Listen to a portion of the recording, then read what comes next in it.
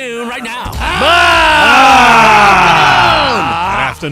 Good afternoon. By the way, traffic does suck. Took me a long time to get same here today. I left the same time I always left. I barely got here. Yeah, I'm going to the Laker game tonight to avoid traffic. Yeah, the Smart. Everybody's like getting out of town right now. I think I think the other side of the building is completely empty. Nobody's there. Wednesday before Thanksgiving is kind of a holiday for most people. Like I pulled into the parking garage.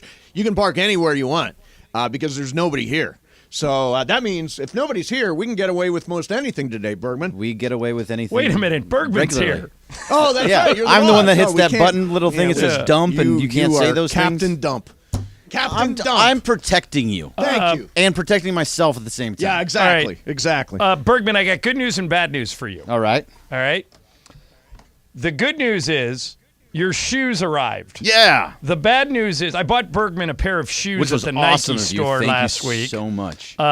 These are the shoes, Mace. He's going to be very stylish. These are Jordans that I bought Yeah. Bergman. Beautiful. And I found him in his size, and so I'm giving him an early Christmas present. But, Greg, they arrived 20 minutes after I left to come here. Oh, that's okay. So you can either come see me this weekend and I'll give them to you, or I'll give them to you when I get back from this road trip. I think back from the road trip sounds the best. right, I will come see you this weekend. I really want to see Well, Lisa actually, now. yeah, actually, you would have to get there tomorrow because I'm leaving to go to Cleveland. No, well, Lisa will give them. Well, Jack will give them to you. Somebody will be there. Somebody will be It there. is up to you. I'll They're wait. here. I'll They wait have till you get back arrived. from the They trip. have arrived. By the way, we played that clip from Lisa, who was on the show earlier.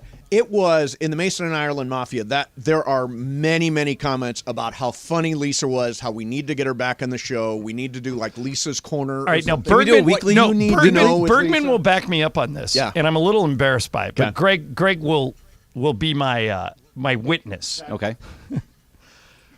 Greg, is it safe to say 90% of the times we call Lisa, she won't answer her phone? Absolutely. Yeah, I mean, it's like I have to call her multiple times and text her. This is how it works. Greg calls her. I send a text saying, answer your phone. And she texts back 10 minutes later, says, call again. Yes, Yes. exactly. So if she doesn't recognize the number, she'll never. But do you answer your phone if you don't recognize the number? I don't answer my phone, period. I will call you back at an appropriate time. I prefer a text before a call. Like, warn me that you want to talk, then I'll call you. I agree with that. That's a pretty good rule to follow. Why? That's I would never multiple answer. steps I would to get never to answer the end- phone when you end goal. called. I would I immediately always say, answer the phone when you I would call. You send- do answer the I when would I send call. you to You do voicemail. too. Stop it. I You're don't a liar. answer. You're I a don't. Do liar. I answer? Well, you have to answer. If you call him after 10 a.m., he answers. Absolutely. Yeah, after 10 a.m. I've and called them before before 4. 10 a.m. 10 a.m. to 4, you can reach me.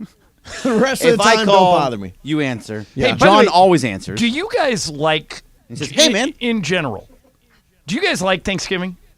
Yeah, I do. It brings back very, very good memories for me. That was like the entire family, the Mashonsky side and the Santa Cruz side got together. It was a really cool time. Little I have fond Stevie ate memories 4 of it. plates today. Little Stevie, he Love ate it. 4 plates of turkey. Yeah, I've never minded Thanksgiving as a thing. I realize that some people don't have anywhere to go, and it can be depressing if you don't have a place. But for the most part, Thanksgiving is, to me, short work week. Yep. A lot of football.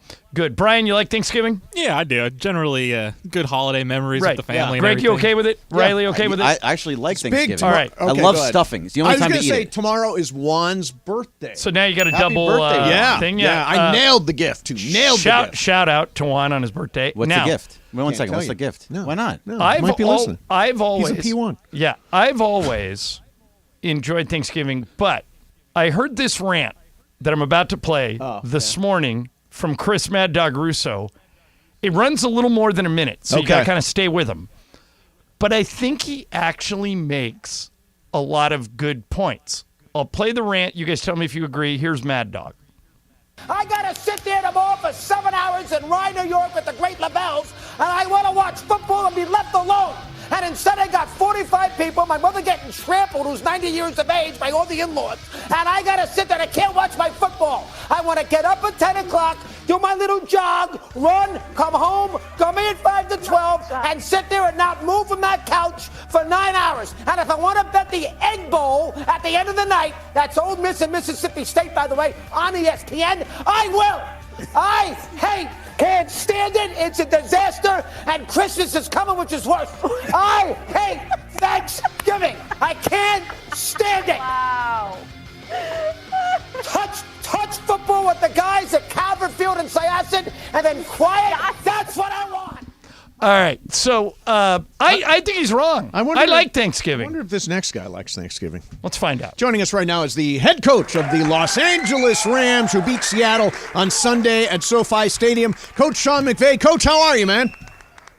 Good. How you guys doing? We're doing great, Coach. Are you a fan of Thanksgiving? It always comes in the middle of football season, so it's kind of a work day for you. But are you okay with Turkey Day? Absolutely. I love it.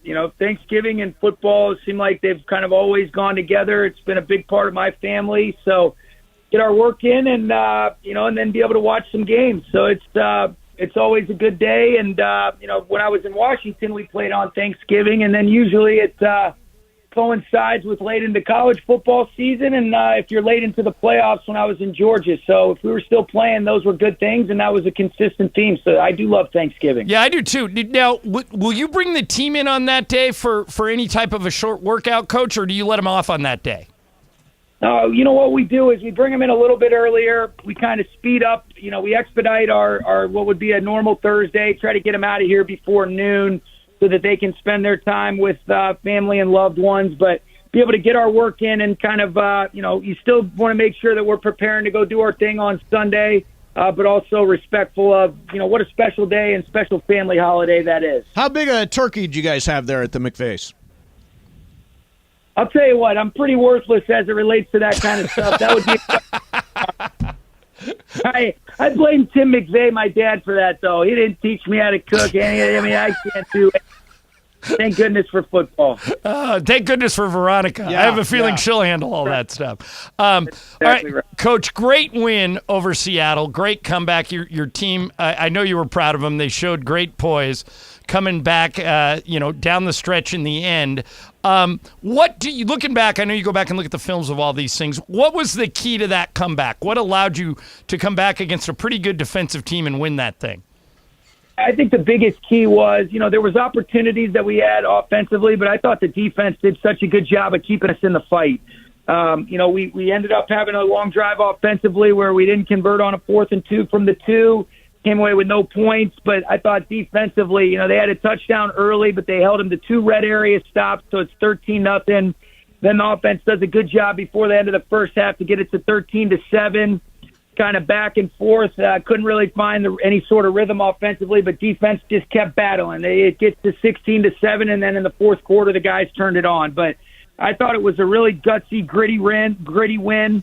But I was really proud of the defense, and then offensively making the plays when they had to be able to finish the game. And it was really cool to be able to see those guys, get rewarded for a lot of work they put in. And now let's see if we can build on it. One of the things that came out of that game for me, Coach, was, damn, Matthew Stafford is tough. He got absolutely drilled in that one play late. I think it was late in the third quarter, and he was 7 for 11 after that and engineered 2 scoring drives. I mean, he is just tough. He is. That's what I said. I said maybe we should just punch him in the gut right before the game. But, it was awesome. He did a great job. I think that's that's kind of vintage Matthew. Being at his best when it was most important. And he did that, and he let another come from behind win, which I don't think anybody's done more of that than him in the last handful of years in the league. No, he's number one, Coach. He has 43 come from behind wins in his career in either the fourth quarter of overtime. So you've got the right guy flying the plane there. There was a way you're kind of known for being a great offensive play caller, and there was a play late in that game that I wonder if I gave you a do-over, you would do it different, or if you were okay with the decision. You decided to throw on second down late when the clock mattered. So you had, in essence, according to the announcers on TV, you kind of handed him another timeout. But I understood why you did it. A first down kind of ends the game. If I gave you a do-over there, would you still throw or would you have run it? No, I would do that again. The thought process in the moment was, all right, so we ran it on first down. It gets to second down and 7, and we're playing for a touchdown. I did not want to leave it where it was a 1-point game and a field goal still wins it for them. So yes, the time was important, but the more important thing was the touchdown. And so when we felt good about an isolation in breaking route with Puka Nacua and Matthew, I thought that was a high percentage play. It didn't go down the way we wanted, where we go incomplete. But if we do make that catch, he might carry somebody in, or the ball's on the 1 yard line, and then we've got a good decision to be able to make. As a result of that, then we ended up throwing the screen, which I still thought was a high percentage play on 3rd and 7 that we had a chance to score there. But we kept the clock running, ended up making them use their last timeout. But I can understand, why in hindsight, because we didn't get a touchdown, that was something that people were critical of, and they're absolutely fair in that. But the mindset was I was looking for the best play that I thought gave us a chance to try to score a touchdown on 2nd and 7. And even though we did throw it and it was incomplete, I felt like that was a high percentage completion play, and it didn't go down. But that was kind of the thinking, in regards to what we were trying to get done. Coach Sean McVay is with us, Mason and Ireland, 710 ESPN. So Cooper Kupp left that game on Sunday with an ankle issue. Austin, is it Trammell? I think it's Trammell, right? Yep, Trammell did a good job. He did a really good job stepping in and made some big catches in that game. What's the status of Cooper Kupp moving forward? He's day to day right now. He's feeling good. I think we were optimistic about the initial kind of results in terms of just how he's feeling at this point, based on what a lateral ankle sprain can sometimes feel like on a Wednesday after a Sunday game where it occurs. But he has every expectation to try to be able to put himself positioned to be ready to go, and we're hopeful about that, but we'll see, just one day at a time. Sean McVay is with us. And, Coach, this is probably a better question for Les Snead, but you guys do all these things together, so I'll throw it at you.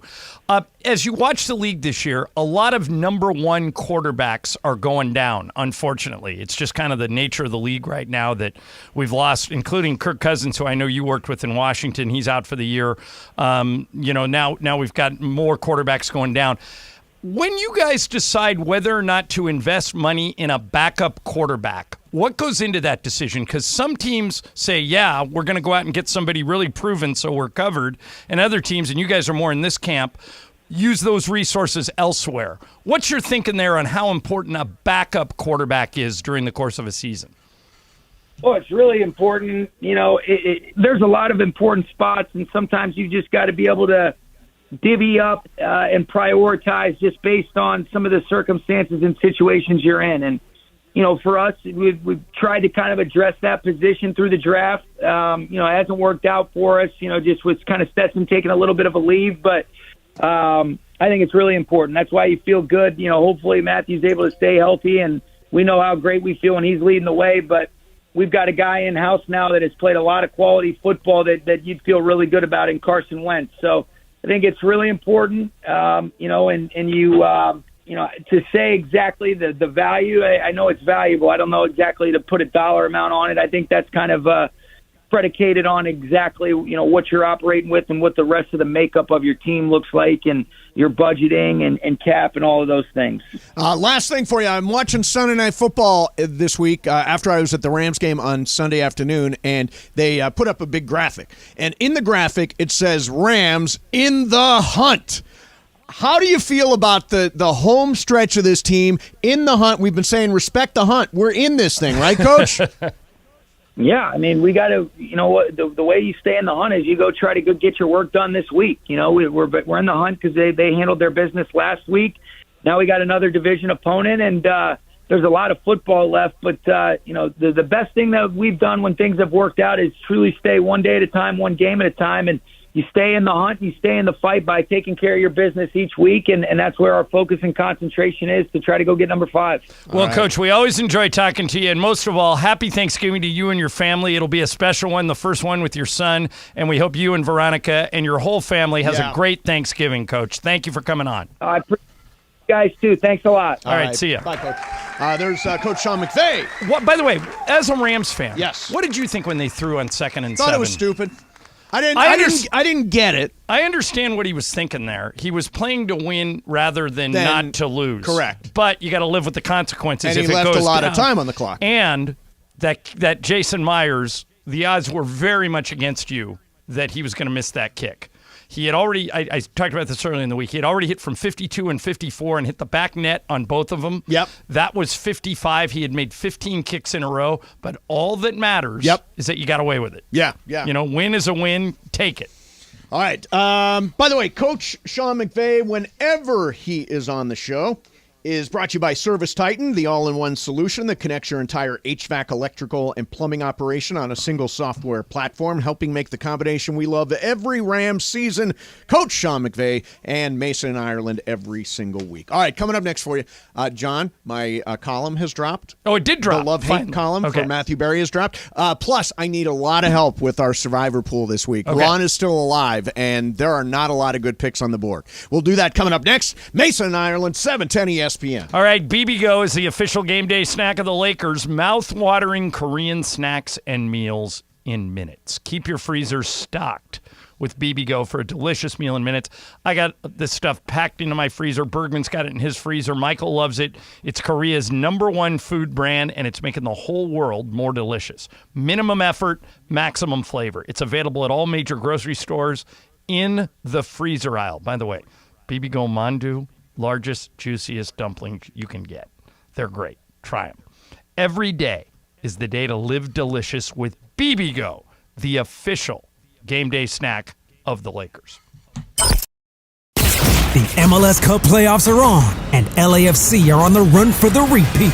Maxime Pepe with a diving save, and he hung on, and LAFC are moving on. The Black and Gold invade Seattle on Sunday with a spot in the Western Conference Finals on the line. Led by the hottest man in MLS. And for Buwaga, he just will not stop scoring. LAFC battle the Sounders. Pre-game starts Sunday at 6 p.m. on 710 ESPN and the ESPN LA app.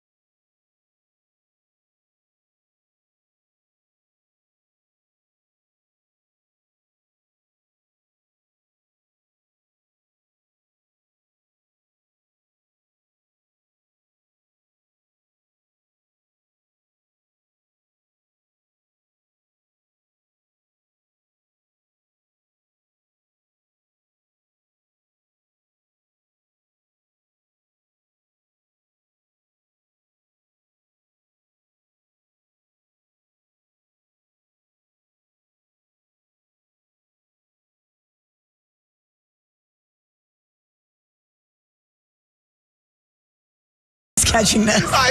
I had a sip of the coffee, and then I realized, oh, wait, I'm talking now. Usually I go with the sip when one of you two are talking. Terrific. I'll be listening. You should too, Jack. And remember, be safe today on the roads. Happy Thanksgiving. Of course, we're thankful for you. You put up with us every day. I had a sip of the coffee. LA's mega sports station, 710 ESPN. Oh, Michael Thompson is in. Right off the bat. MT, what is up? All right, that's the big dinner. Another big Michael Thompson dinner in Cleveland. In Cleveland.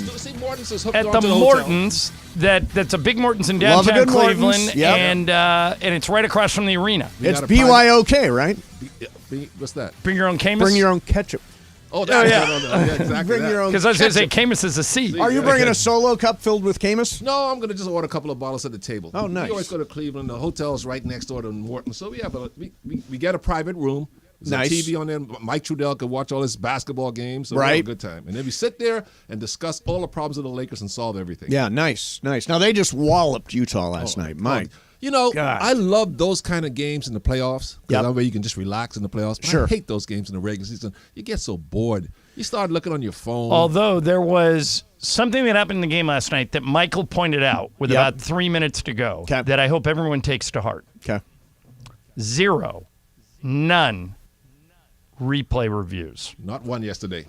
And the game was just fine. Now, do you think there were no replay reviews because the game wasn't close at all? And Partially. why use a review or why go back and look at something because the game's a blowout? But a lot of times the refs will institute the reviews on a questionable call. Right. And Michael, I've done thousands of games together, and they'll do it when the game is already decided, which we think is really stupid. I've got nothing against call reviews if they can get them resolved within 30 seconds. See, I have everything against call reviews. I say go with the call on the floor. Yeah, that's so it. do I. Call Yeah. on the floor. Let's move.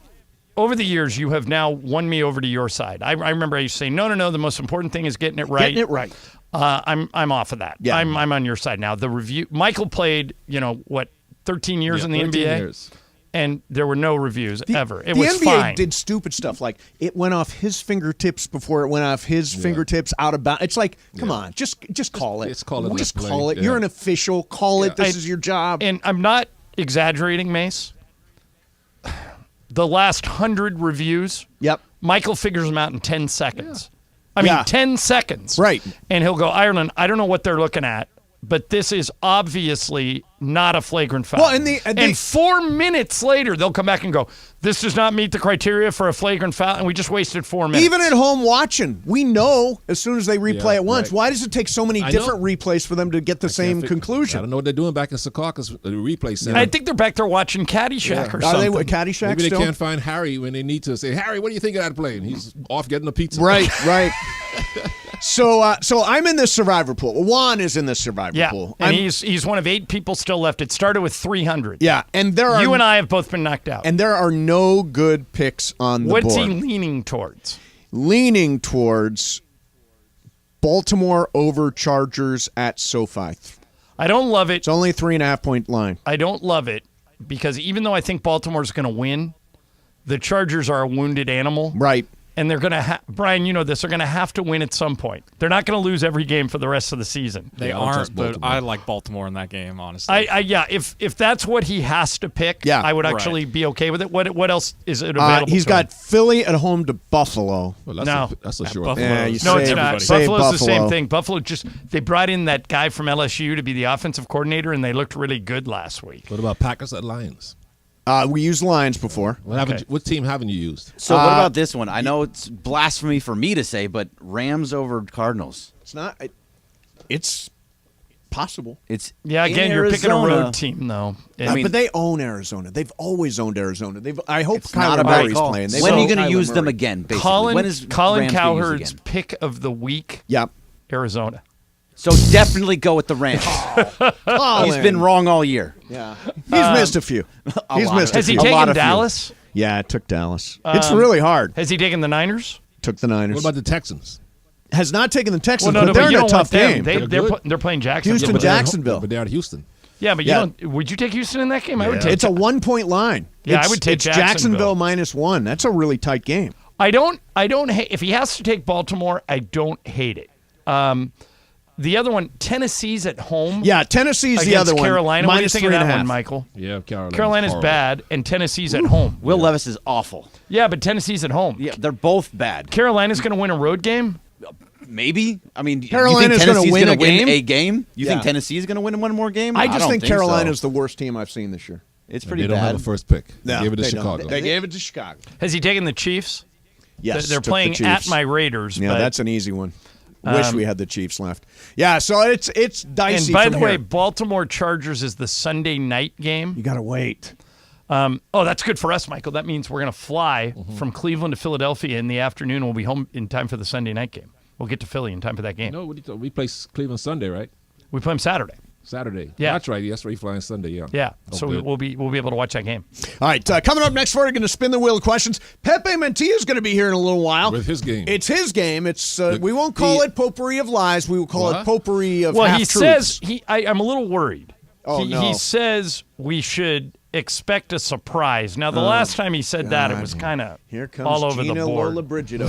Yeah, or Bridget Bardot or Sophia something. Loren. Has there ever been a worse game show host than Pepe? Boy, he's right. He is tough. He is very tough to figure out. All right, we'll spin the wheel coming up next. Mason, Ireland, 710 ESPN. All right, we're 2 days away from Black Friday, but iSpot Active is going full Black Friday right now. All this week and just this week. iSpotActive.com is giving 25% off their wearable cryotherapy gear with the coupon code LA710. This stuff is selling like crazy. Listen to me. If you have anybody in your life who is active, who does anything active, and they're trying to manage soreness, this is the perfect holiday gift. It's perfect. You give them one of these shirts or pants. They're compression shirts that form-fit your body with pockets that fit flexible, ice-cold gel packs. You put this shirt or these pants on for 20 minutes, you wear it and go on your way. Once you take the shirt or the pants off, you feel great. And it's worked for me. I've been using this stuff for over a month. James Worthy uses it. Go to that website, iSpotActive.com. You'll see testimonials from Worthy, from doctors, from everybody. If you need a good holiday gift, especially now with this discount, it's time to go to iSpotActive.com. 1 week only Black Friday sale. 25% off with the coupon code LA710. Get it while you can. iSpot Active, iSpotActive.com.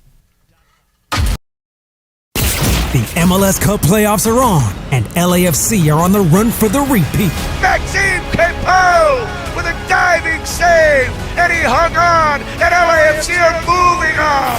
The Black and Gold invade Seattle on Sunday with a spot in the Western Conference Finals on the line. Led by the hottest man in MLS. And for Buwaga, he just will not stop scoring. LAFC battle the Sounders. Pre-game starts Sunday at 6 p.m. on 710 ESPN and the ESPN LA app.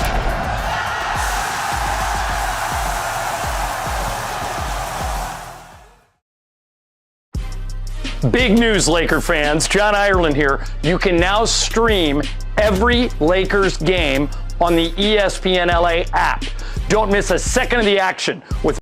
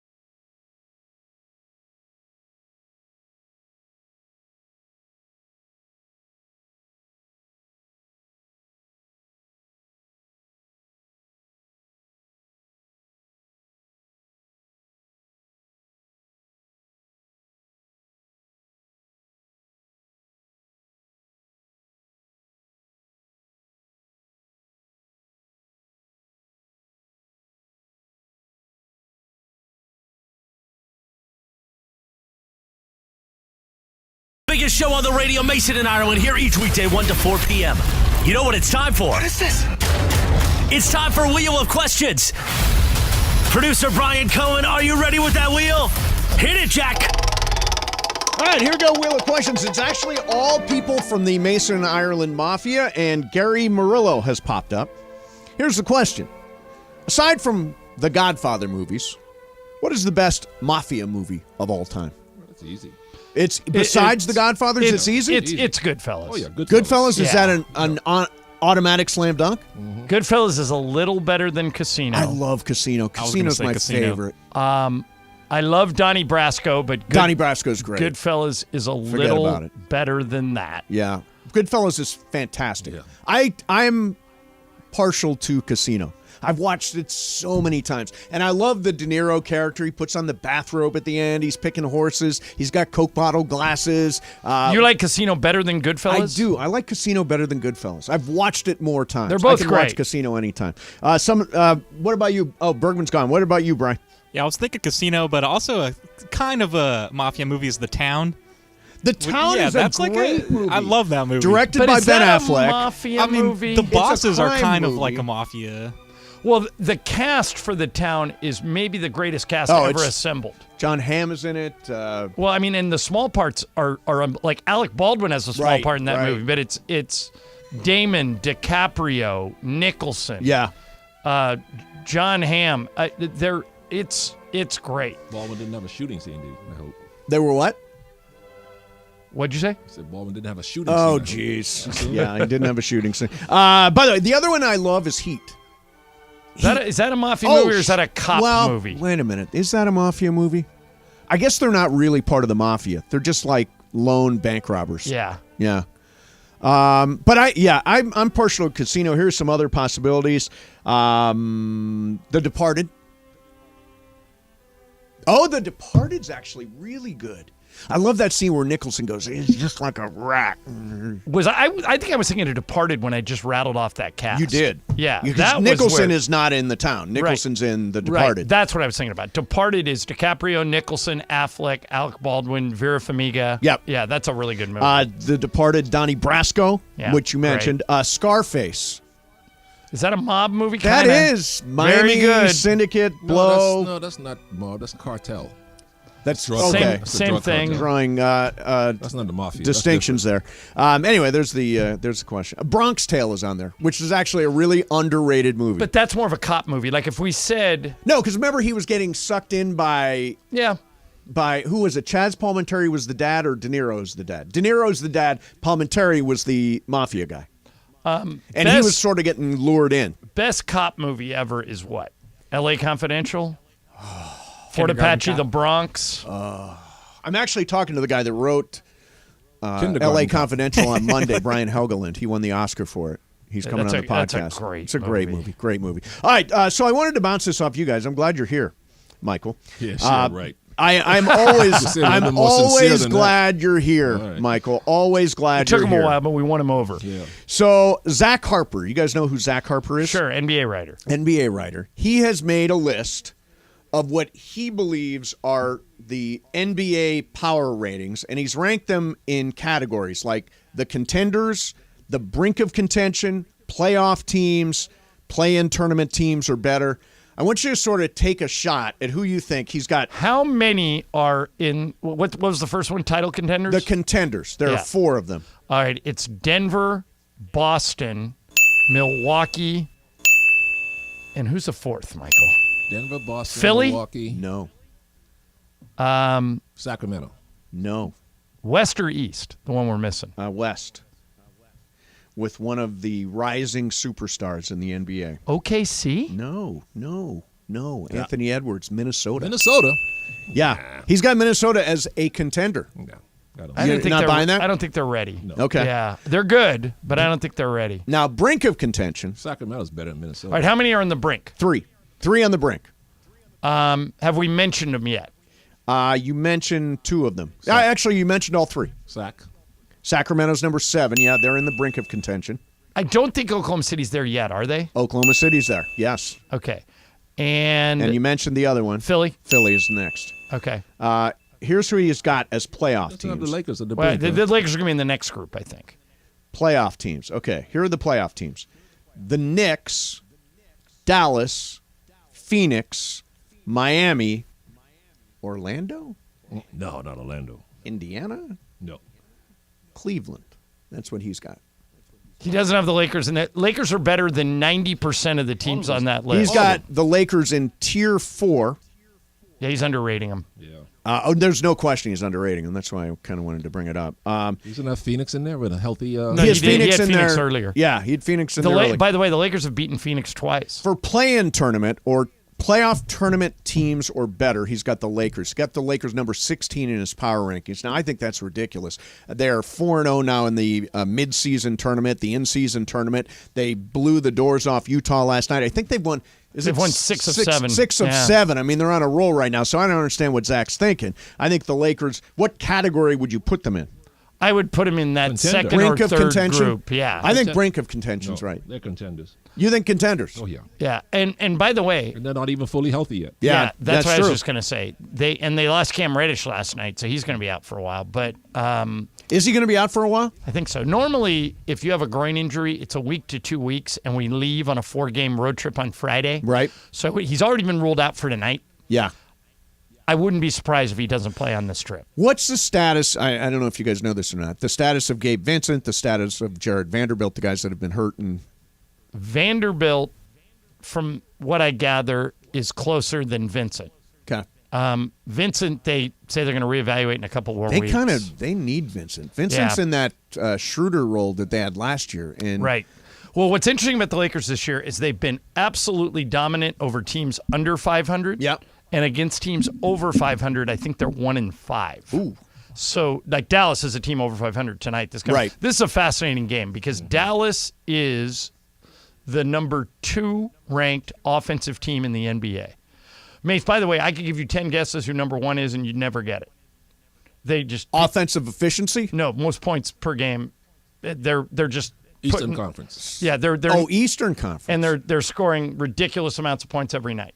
I mean, it's and they have they may not have more than one All-Star. Somebody in the East, that's scoring a lot of points. A team, a town you'd never find Steve Mason in. Charlotte. No. That's one strike. We'll give you 2 more. Towns I would never. You would go never think to. about going to. I think you've probably been to this town, but I've never heard you talk about it. Shoot, tell me. Indiana. I've been there. Have you been to Indianapolis? I've been there. For the 500 or something? I was there for the NCAA Final Four. When Duke and UNLV played. When Bobby Hurley beat UNLV, it was an unbelievable night. My dad, I got to go to that thing with my dad. Yeah, okay, so for example, last night, Indiana scored 157 points in a game that didn't go overtime. Wasn't it 157, 155 or something? Yeah, it was insane. Who were they playing, Michael? Atlanta. Atlanta. It just went back and forth. But so Indiana's number 1, Dallas is number 2. But defensively, Mavericks ranked 28th out of 30. Okay. So the challenge for the Lakers tonight is to keep the score down and to somehow try and keep Luka and or Kyrie from going off. Okay, so I got a last night, mythical money. LeBron wrapped the game early. Yeah, that kind of took you out of it. But I also was going to go under on Lauri Markkanen. You convinced me to go over on Lauri Markkanen, so that one screwed up. But I'm going to do one for tonight. Okay, what Lakers is it? Mavs tonight. Lakers plus 2.5. Okay. LeBron over 25.5. Like that. Luka is going for 30.5 or over. Probably. Yep. And the total, now I'm questioning this, but I'm going to stick with it. Total under 240. Well, they average 123 a game by themselves, Dallas. So I think the score is going to be up, but 240 is a big 240 is a really number. big number, yeah. So I'm going to sail under with that. Okay. We'll see. Yeah. And How by the much? way, 10,000 mythical dollars on a 4-leg parlay. Bergman, I'll send it to you. By the way, all of our mythical money bets always brought to you by Prize Picks, the largest and number 1 daily fantasy sports platform in North America. New members, go to prizepicks.com/710. Use code 710 for a first deposit match up to $100. Prize Picks daily fantasy sports. I don't know what they're going to do. Okay. But here's the dilemma that Dallas faces for Thanksgiving. They play the Lakers tonight. Yep. And they play the Clippers, but not until Saturday. Oh, wow. Would you go home? Disneyland. No, would you go home for Thanksgiving? Yes. Fly everybody home. They can have Thanksgiving off. It's only Dallas. It's not like you're flying across the country. Fly them back here on Friday and play the Clippers on Saturday? I would think that makes sense. Michael, doesn't that Michael, make would sense? you just stay? Last year, we had the same situation in Phoenix, and we just stayed. How long did you stay? 4 days in Phoenix. 4 days, so it was the same situation. Just stay. They give you a nice Thanksgiving dinner. We've done it many times on the road. It's no big deal. Yeah. That's interesting. If sleep is important to you, you stay. If it's not, you... By the way, Luka's having just a massive year. A massive start. He's on my fantasy team. He's just like lights out. I think he's second in the NBA in scoring. Yeah. I think Embiid's 1 and Luka's 2. Yeah, he's been fantastic. All right, let's do 2 o'clock call of the day. Michael Thompson is here. Lakers win last night. We're looking ahead to the weekend. Hey, Thanksgiving, what are you guys doing? 877-710-ESPN, 877-710-ESPN. We'll take a couple of calls coming up for 2 o'clock call of the day. Pepe is going to be here in a little while. We got Lakers basketball coming up for you tonight. It is Lakers versus Dallas, as John was talking about. We got the game for you here, and our afternoon show today is Cappy with Greg Bergman. Cappy and Corporate Greg for your afternoon drive. That's right. That's what it is. We got that coming up. It was because I got underneath Sedano's skin yesterday. So apparently Bergman made Sedano very angry yesterday. Why? What'd you do to make him mad? We were just arguing. He said that the Rams shouldn't tank and that they're fine at the 16th pick is the same thing as the 13th pick that they're at now. It was a whole back and forth. Yeah. Well, he was right. I agree with Sedano. Of course you do. You're a Rams homer. I'm a big Sedano guy. All right, we'll do 2 o'clock call of the day, 877-710-ESPN. Mason and Ireland, 710 ESPN. Hey, it's 2 o'clock call of the day. 2 o'clock call of the day.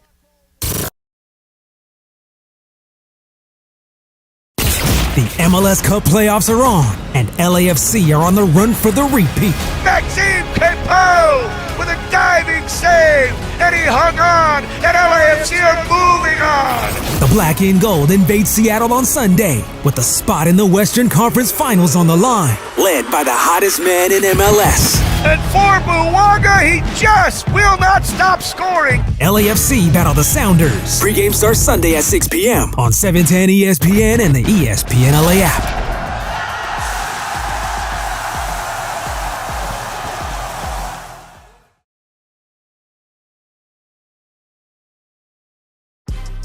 Big news, Laker fans. John Ireland here. You can now stream every Lakers game on the ESPN LA app.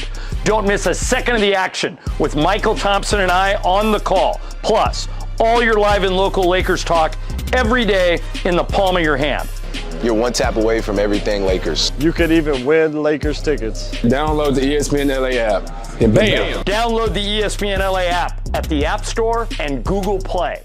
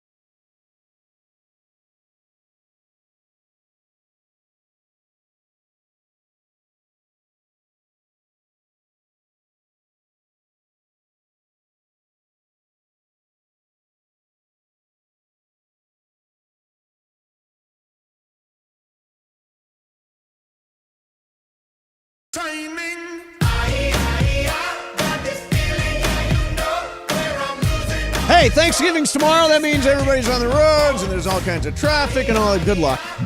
Good luck out there. Some stuff from the Mason and Ireland Mafia here, guys. A lot of people are talking about best cop movie ever that you brought up. Yeah. Training Day.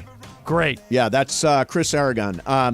Ernest Diaz says best cop movie ever made, hands down, is End of Watch. What is that? Haven't seen it. End of Watch. I don't know. Yeah, The Town. We mixed up The Town and The Departed. French Connection as one of the great cop movies. Popeye Doyle. Yeah, Gene Hackman. That was a great. And by the way, IC Cool says Pepe is the best game host. What? You guys are talking about his games weeks, months later. His only rival is Michael's strawberry cream pie game. The strawberry. By the way, yeah, strawberry cream pie day was. Yes, it was on National Strawberry Cream Pie Day. How come you guys can't get it? None of us ever ate a strawberry cream pie. You want to do 2 o'clock call of the day? Let's do it. Let's do it. Sure. Lines 1 through 76. Which one do you want? 27. Okay, number 27 is Nick in Riverside. Nick, good afternoon. Hey, so everybody likes to talk about like who's the best Laker of all time. I'm just curious, since Michael's in there and John, what do you guys think the best Laker role player of all time? I think it has to be Derek Fisher, but I'm just curious what you guys think. So when you say role player, this would be somebody who's like never been an all-star? Yeah, I would say somebody who's never been an all-star. I'm not sure if Michael Cooper has ever been an all-star. I know. That's the first name that popped into my head. That's the only name that should come up. Was Michael Lamar? Cooper. What about Lamar Odom? Was he an all-star? No. No, but Michael Cooper was the man. did more for the Lakers than Lamar did. But Lamar was like a Swiss Army knife. He could do a bunch of different things on the floor. No, it's not a bad choice. No discussion. It's Michael Cooper. Should be in the Hall of Fame. Number two, defensive player of the year. Number 2, you're going to go with. Then it's open for discussion after Coop. All right, there you go, Nick. There's some thoughts on that. Yeah, Michael Cooper was the best defensive player on 9 finals teams. He deserves to be in the Hall of Fame. He will one day. I think he will. If Ben Wallace is in and Dennis Rodman's in, Cooper's right? Not they got in is for ridiculous. defense, and he was a great defender in his era. Well, if you talk to any of the Showtime Lakers, including Michael, by the way, they will all tell you. I've heard this from Magic, Kareem, Worthy, all of them, that they don't win those titles without Cooper. Of course not. That he was instrumental in, and Worthy told me once that Cooper was as important to those teams as he was. I played against him and played with him. And Worthy's in the Hall of Fame, and he said Cooper was as important to those Lakers teams as me. Let's sneak in a 2:05 call of the day. Let's go to Patrick in Los Angeles. Patrick, good afternoon. Hey, fellas, good afternoon. By the way, I don't care how you're doing. I hope you're doing well. Thank you. Thank you, Patrick. Thank you for not caring. Well handled. Now, I have a theory. I have a theory on how it is that LeBron has been able to maintain and actually, feel, kind of reinvigorated, I guess. Mm-hmm. There's a medical technology out there. It came out a couple of years ago. It was on the market for a couple of years. It was pulled back off of the market, not because of side effects or adverse events, but because it was new and it hadn't thoroughly been. It's not like a drug. It's actually derived from the body, and so as a result, they didn't have to they didn't have to do all the regular testing. But anyway, they pulled it off the market. But it's still being tested. It's still being evaluated. It's supposed to come to market in a couple of years with regard to COVID and with regard to aesthetics like dermatology and all this kind of stuff, and also with regard to arthritis. You talking about they pull something from your own body and they regenerate it or something? What are you talking about? Is it like that PRP, that platelet-rich plasma thing you're talking about? It's probably about 20 times more advanced than that. Okay. What they do is they take these amino acids from the PRP that are called exosomes. Okay. They take these exosomes and then they purify them and spin them and all that kind of stuff. So these exosomes they're proteins that actually rebuild the body. All right. So Patrick, why do you think LeBron is doing whatever you're talking about? Well, because you could still get it if you have connections, or if you were to approach the company and say that you had a particular need or desire, or if you wanted to research it or something like that. Right. But there's actually different companies out there that have made it. But do you have any evidence that LeBron has either tried this or is using it now? No. Okay. Everything I'm saying is hypothetical. I can neither confirm nor deny that he has or hasn't. All right. All right. It's out there. Really. Okay. Interesting. Thank you. Yeah, no, I always get the exosomes when I go out. If it's all natural, I have no objection to it. If it's coming from your own body, then what's Well, the big deal? LeBron spends over $1 million a year on his body. He has a cryo chamber in his house. I know. I mean, and he has a full-time trainer, Mike Mancius, who's a great guy. Have you ever done cryo, Michael? Yeah, it's really good. Is really, it? It really rejuvenates. You haven't tried it yet? I've been doing it. Yeah, I do. Yeah, it's great. I've been going there for 3 minutes. Yeah. Yeah. Oh, yeah, you feel and alive when you come out. You do. You feel lit. Yep. I always tell people you're sore when you go in and you're not when you come out. No, it gives you something else to think about. It's friggin' cold in there. What's the temperature of a cryo thing? It's minus 260, I think. So, but that's why you can only stay in there for 3 minutes. So here's a little piece of breaking news. I hesitate whether to play this. It's like half breaking. So Yoshinobu Yamamoto, who is supposedly the next big Japanese import for baseball, says that he wants to play with other Japanese players. He told the Japanese media.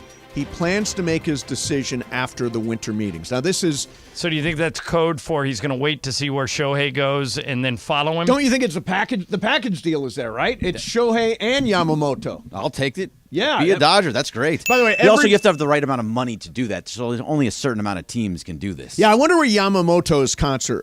he's going to get a lot. He's going to get a very large... 7 years, 160, here's the 7 years, difference. 170. Ohtani is proven in the major leagues, and this Yamamoto isn't yet. Right. So I've heard this about Japanese players for years.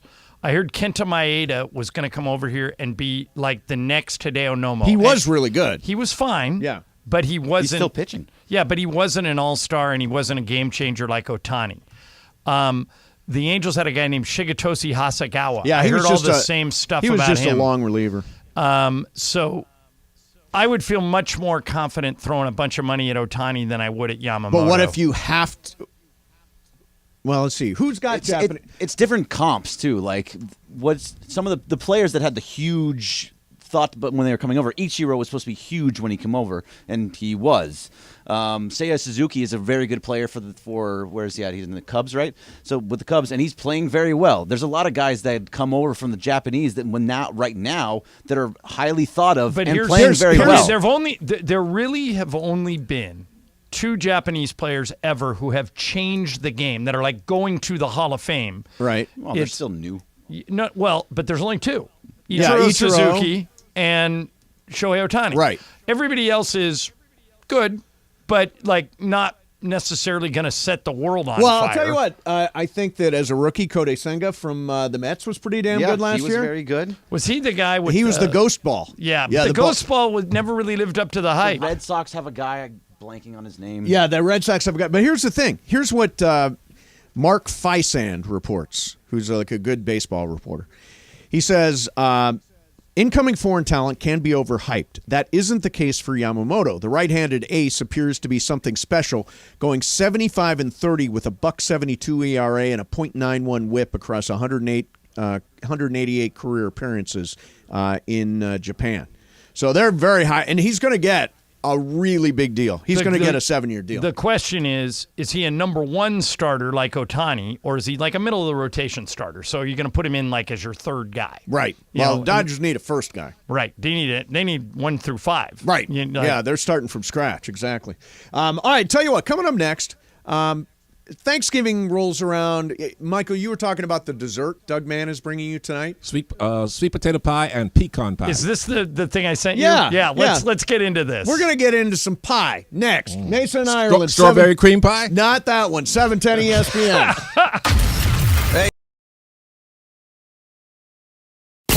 The MLS Cup playoffs are on, and LAFC are on the run for the repeat.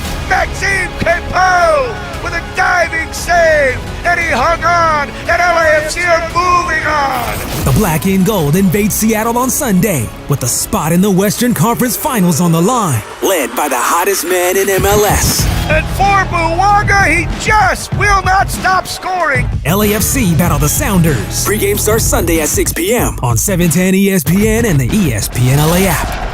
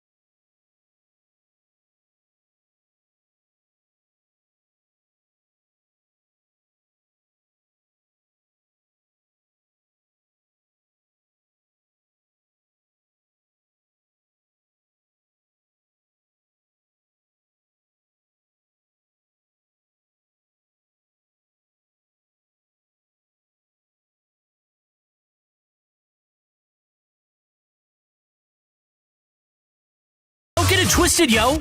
The most downloaded sports radio show in Los Angeles. The podcast, that is. Mason and Ireland, the #1 most downloaded sports podcast in Los Angeles. The #1 most downloaded sports podcast in Los Angeles, and we thank all of our podcast listeners for that. If you ever miss a moment, get your fill anytime. Just search Mason and Ireland wherever you get your podcast. Happy Thanksgiving. Over the river and through the woods. Maybe you're going to grandmother's house. So I want to remind people. Leave extra time. The freeways are a mess today. It's a mess. Don't forget, you can always contribute to the show in the Mason and Ireland Mafia. Go to the Communities tab and search Mason and Ireland Mafia. You can join. There's a running commentary on the show going on right there. And not a lot of fans. Big E writes, keep the rocket scientists off the phones, people. That was the guy explaining all the medical stuff that we did not know, the exomes and all that business. I always have to correct What is an exome? Ireland's rocket engineers. An exome is what you get from spinning plasma and red blood cells. Then you get the exomes. Okay. I took that from that guy's call. I have that- no idea if it's even true. And besides me, scientists don't build rockets. Engineers do. Oh, thank you. That guy sounded like Michael Thompson on the broadcast last night. He was talking about how LeBron is like a tank, like an Abrams tank. Abrams tank. Abrams tank. Yeah, and got deep into the Abrams tank. Oh, yeah. It's the most powerful tank in the world. Is it? It's the U.S. military's best tank. Yeah. Big, powerful tank. Just blows you away. And it goes about 35 miles an hour, too. Is that tank got all the features loaded? Oh, yeah, it's loaded, baby. Why is it called internet in it, all that stuff? I asked Michael last night, I said, would you even fit in that tank? He goes, for that, I would crunch up into a ball and go in there. One of them suckers. Why is it called an Abrams tank, Michael? It's named after one of the generals. Invented it, I guess. One of the old generals from the old army, General Abrams. That's it? I thought it was great. Yeah. Well, because on the postgame show, Beto does a thing called Mind of Michael. Oh, he just takes things that you say during a broadcast. Well, the game last night, the Lakers up by 50. You can talk about anything. The second half, Michael and I basically talked about who should be on the All-NBA team and tanks. There you go. While the action was going on. Yeah, that game was over after the end of the first quarter. Doug Mann went home in the third quarter. So tomorrow's Thanksgiving. You mentioned Doug Mann. Yes. So Doug is bringing you pies tonight. From Gus's, from our favorite fried chicken joint. He picks up the pies for me to be nice, then he makes me pay for them. Well, now I actually side with Doug in this argument. I do too. Doug said to Michael, hey, I'm going by Gus's. Do you want me to grab you anything? And Michael says, yeah, get me a couple of those pies. So Doug brings Michael 2 pies and then sticks out his hand like, pay me for the pies. Right. And Michael said, I thought you were gifting these to me. He offered to pick me up a couple of pies, Mace. No, you asked him to pick up a couple of pies. That's different. When you said, yeah, pick me up a couple of pies, I think the payment is inferred there. Like that you... Well, then why did he tell me he was going to get the pies? No, he told you, I'm going by Gus. And he says, would you like me? Do you want me to get you anything? Michael, there's a rule. What? There's a rule. I'm just going to throw this out there as a thought. You make more money than That's not Doug the Mann. principle. He's right. But that's true. Michael's right. I think the principle is rich guys pick up the check. Always? Well, no, wait a minute. No one is more generous than Michael. Right. But I mean, pay for those pies. Poor Doug Mann. Seriously. He's got a wad of cash on it. But if I said to you, Mace, if I said to you, hey, I'm going to Felix tonight. Okay. And you said, hey, there's a dessert there that I love. Will you get one to go and bring it to me tomorrow? Yeah. And I say, sure. Yeah. That infers that you're going to pay me for it. Of course it does. Of course it does. Right. I didn't say that, though. What did you say? Doug Mann says, I'm going by Gus's. Would you like me to pick you up a couple of pies? I said, sure, that'd be nice. Thanks. Who's responsible? Now, if that was exactly what was said, if those verbatim. were exact words, verbatim. Greg, if those were the exact words, that exact change took place, who should pay for the pies? Michael Thompson should be paying for the pies. I do too. 100%. I think so too. He said, would you like me to pick you up a couple of pies? Right. No, he said, do you want me to get anything while I'm there? And you said, yes, get me a couple of pies. No, he so said, you're would you asking like for me to pick you up a... If now we're it's changing. It is changing. I think unless Doug says it's on me. Correct. Oh, correct. He's got to make that stipulation? Correct. Yeah. And you need to offer. Okay, so I'll tell you, least. this went down the other day when I was going to the Nike store. Bergman said, hey, I'm really looking for a pair of Jordans low top. And I said, okay, I'll get them for you. Right. So I texted him while I was there, and I sent him pictures. I said, which ones do you want? And he said, these. And he sent me the picture back, and he goes, how much do I owe you? Yeah. And I said, it's on me. I'll pick these up for you. It's on me. I'm getting them half price. Right, right. Blah, blah. He goes, no, I want to pay. Like, I tried to pay. Right, correct. I think that exchange needs to take place between Doug and Michael. But Michael's not offering to pay. And then you said to me, what have I always told you about if someone offers you something? So you say Michael yes. thought that Doug was offering. Yes. And he sticks out his head. That'll be $60. Oh, jeez. Jeez, Dougie. Okay, so this raises something Ireland sent over today. It's a tweet from somebody somewhere doing something. But I like the question. It is a good question. Yeah. Ask Michael first. Okay, Michael, one Thanksgiving dessert has to go forever. Pecan pie, sweet potato pie, apple pie, or pumpkin pie. Which one are you going to get rid of? All my favorites. They are all good. You have to pick one. Did you just name 4 pies? 4 pies, That's yes. the Mount Rushmore pie. Oh, Let's see. Okay, so one of those has to go. Yep. Sweet potato, apple, pumpkin, and pecan. Apple stays because that's my favorite. I love apple. Yeah, everybody does. So I love pecan pie. So I guess. So it's down to 2. Oh, sweet potato and pumpkin. Sweet They're very potato similar. pie, so good. Yeah, they're similar, but they're different. I guess. Oh, I love both of them so much. I guess sweet potato, I guess. Goes? I guess. Oh, God, that hurts. I That hurts. actually agree with Michael, and it wasn't hard for me. Really? I love pumpkin, love too. pecan, love apple. Me too. I Love sweet potato's potato pie. fine, but it's not in the class. If Zach Harper was making a list, Yeah. sweet potato would be in the On next the brink group. of contention? The contenders Yeah. are apple, pumpkin, Yeah. and pecan. Okay. Sweet potato goes to the next group. That's what's out for me. Brian Cohen, what's out for you? Yeah, same sweet potato pie. The others gotta stay. You are sleeping on sweet Well, potato. Well, wait a love minute. it. What's out for you? I mean, maybe this makes me not an American, but apple pie. What? I don't think Yeah, of not American. Thanksgiving and apple pie. How dare you? I don't Again, think of Thanksgiving hate and apple joy. pie. I'm I going think to of start a pumpkin, I think of movement sweet potato, I to think get of you pecan. deported. No, Yeah. That no. is awful. I know it probably is bad, but That's right. sweet potato pie. Do not sleep on sweet Oh, yeah, I potato love pie. it. I Bergman, love it. which one are you getting rid of? Mason's going to be very, very angry at me. Get pecan pie out of here.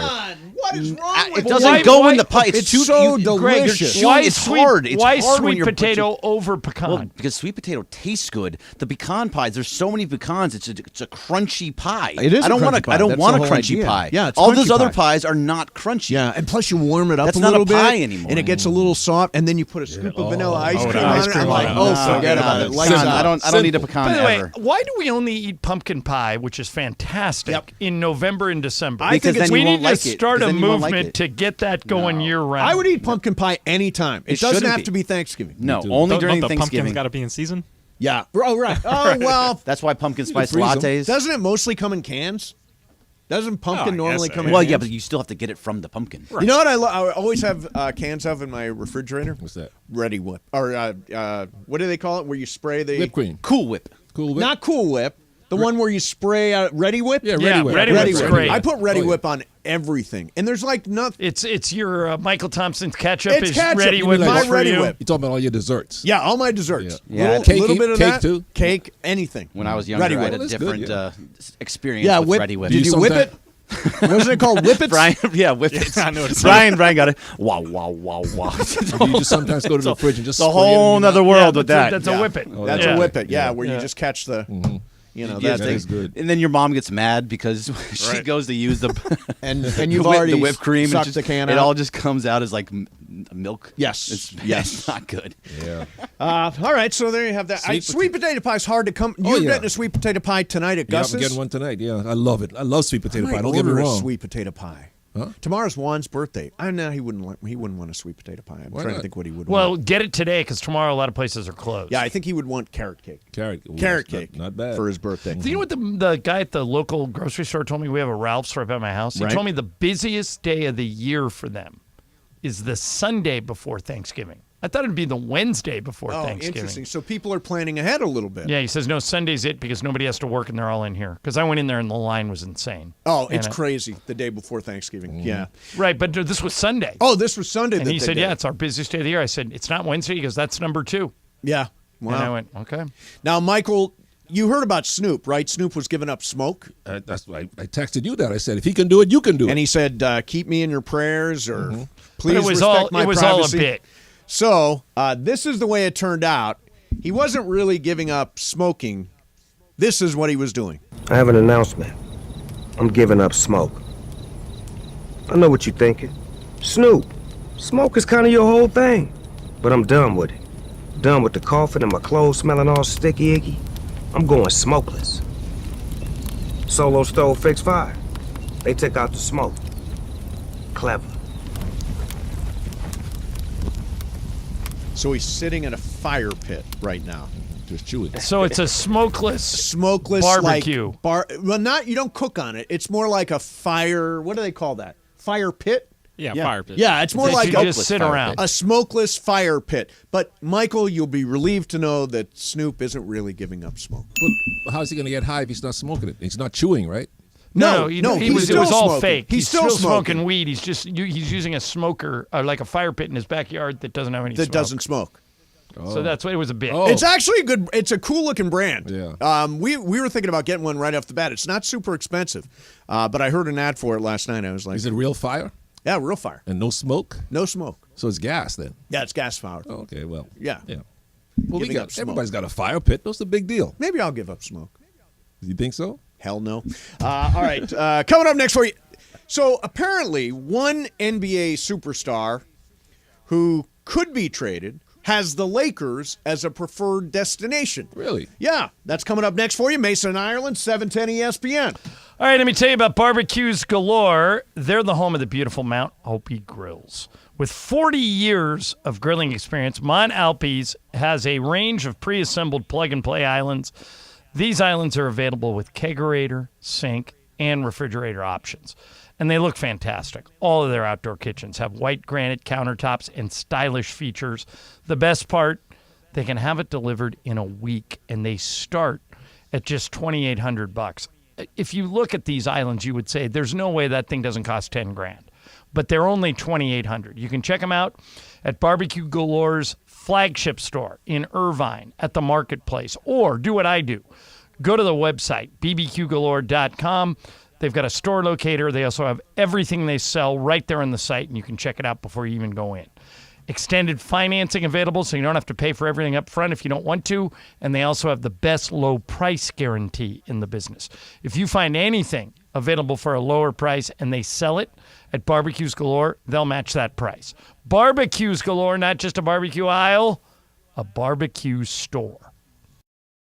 The MLS Cup playoffs are on, and LAFC are on the run for the repeat. Maxime Pepe with a diving save, and he hung on, and LAFC are moving on. The Black and Gold invade Seattle on Sunday with a spot in the Western Conference Finals on the line. Led by the hottest man in MLS. And for Buwaga, he just will not stop scoring. LAFC battle the Sounders. Pre-game starts Sunday at 6 p.m. on 710 ESPN and the ESPN LA app.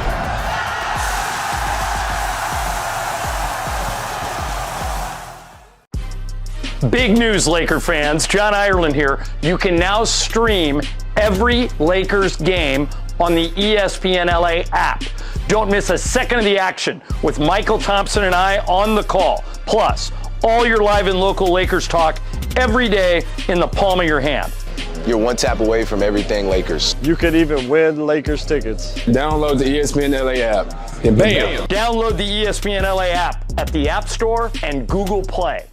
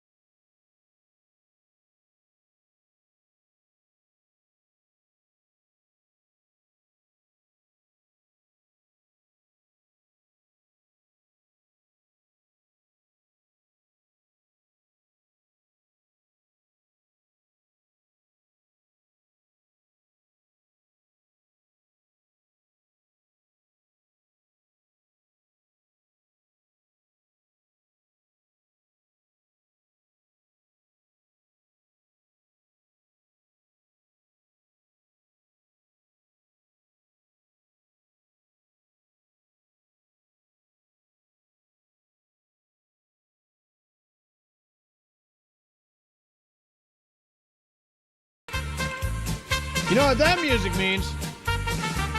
Game Master Pepe Mantilla is here. Pepe, how you feeling, man? He's like a matador, we're the bulls, the way he fakes us out. Yeah, there you go. Grab that microphone right there. Pepe, how long? Pepe. Pepe? Hello, everybody. There you go. Pepe, if you had to get rid of you have to get rid of one of these. Pumpkin pie, pecan pie, sweet potato pie, apple pie. One of the four have to go. Which one are you getting rid of? Pecan. Really? You and Bergman? Come on, Pepe. You don't like pecan pie? Come on, it's all like Pie molasses. shouldn't be crunchy. Nobody got rid of the apple. Nobody got rid of the pumpkin. I got rid of the apple. Oh, you did? Oh, Yeah, that's I right. pulled the apple. Un-American. Hates joy. Pecan, definitely. You don't like what? You don't like pecan?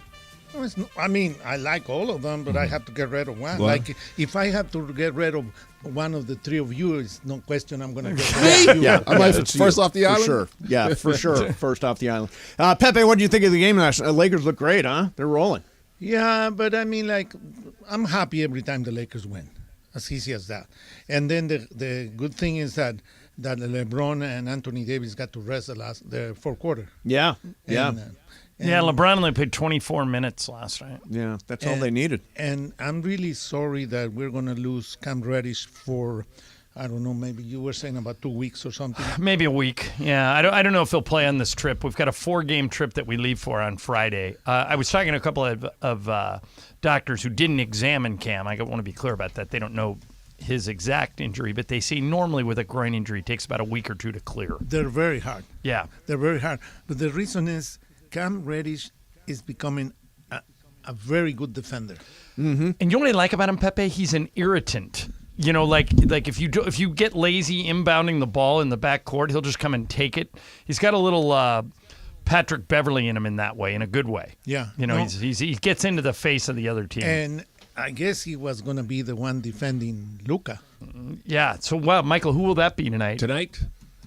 You could put probably Torian Prince. That's what they've been doing. Probably Prince. Prince has been guarding Prince had to guard Jimmy Butler. Austin will be on him when he comes in. The one thing with Prince is he shouldn't take any more threes because he's not making He's them. in a slump right now. He'll shoot. You got to shoot your way out of it, Pepe. Yeah, but you have to get closer to the basket. In a batting slump, you tell him stop swinging. So, Pepe, the other question we have for you to help us settle an argument is Doug Mann says to Michael, "Oh, jeez. Hey, Michael, no, be honest. Be honest, Pepe. Michael, I'm stopping at Gus's. Would you like me to get you anything? And Michael says, yeah, Doug, pick me up a couple of those pies. And Doug says, okay, I'll do it.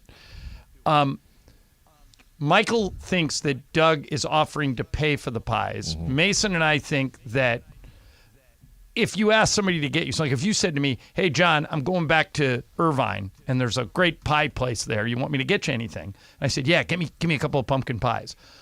I, of course, would offer to pay you. Michael feels like Doug should pay. What do you think? Do you have the button where it says, not again? By the way, this is not the first time this has come up. Right. We heard the story before, guys. Yeah. Last year, it was the same. I'm going to give you an example. Okay. You went to Portland. Yeah.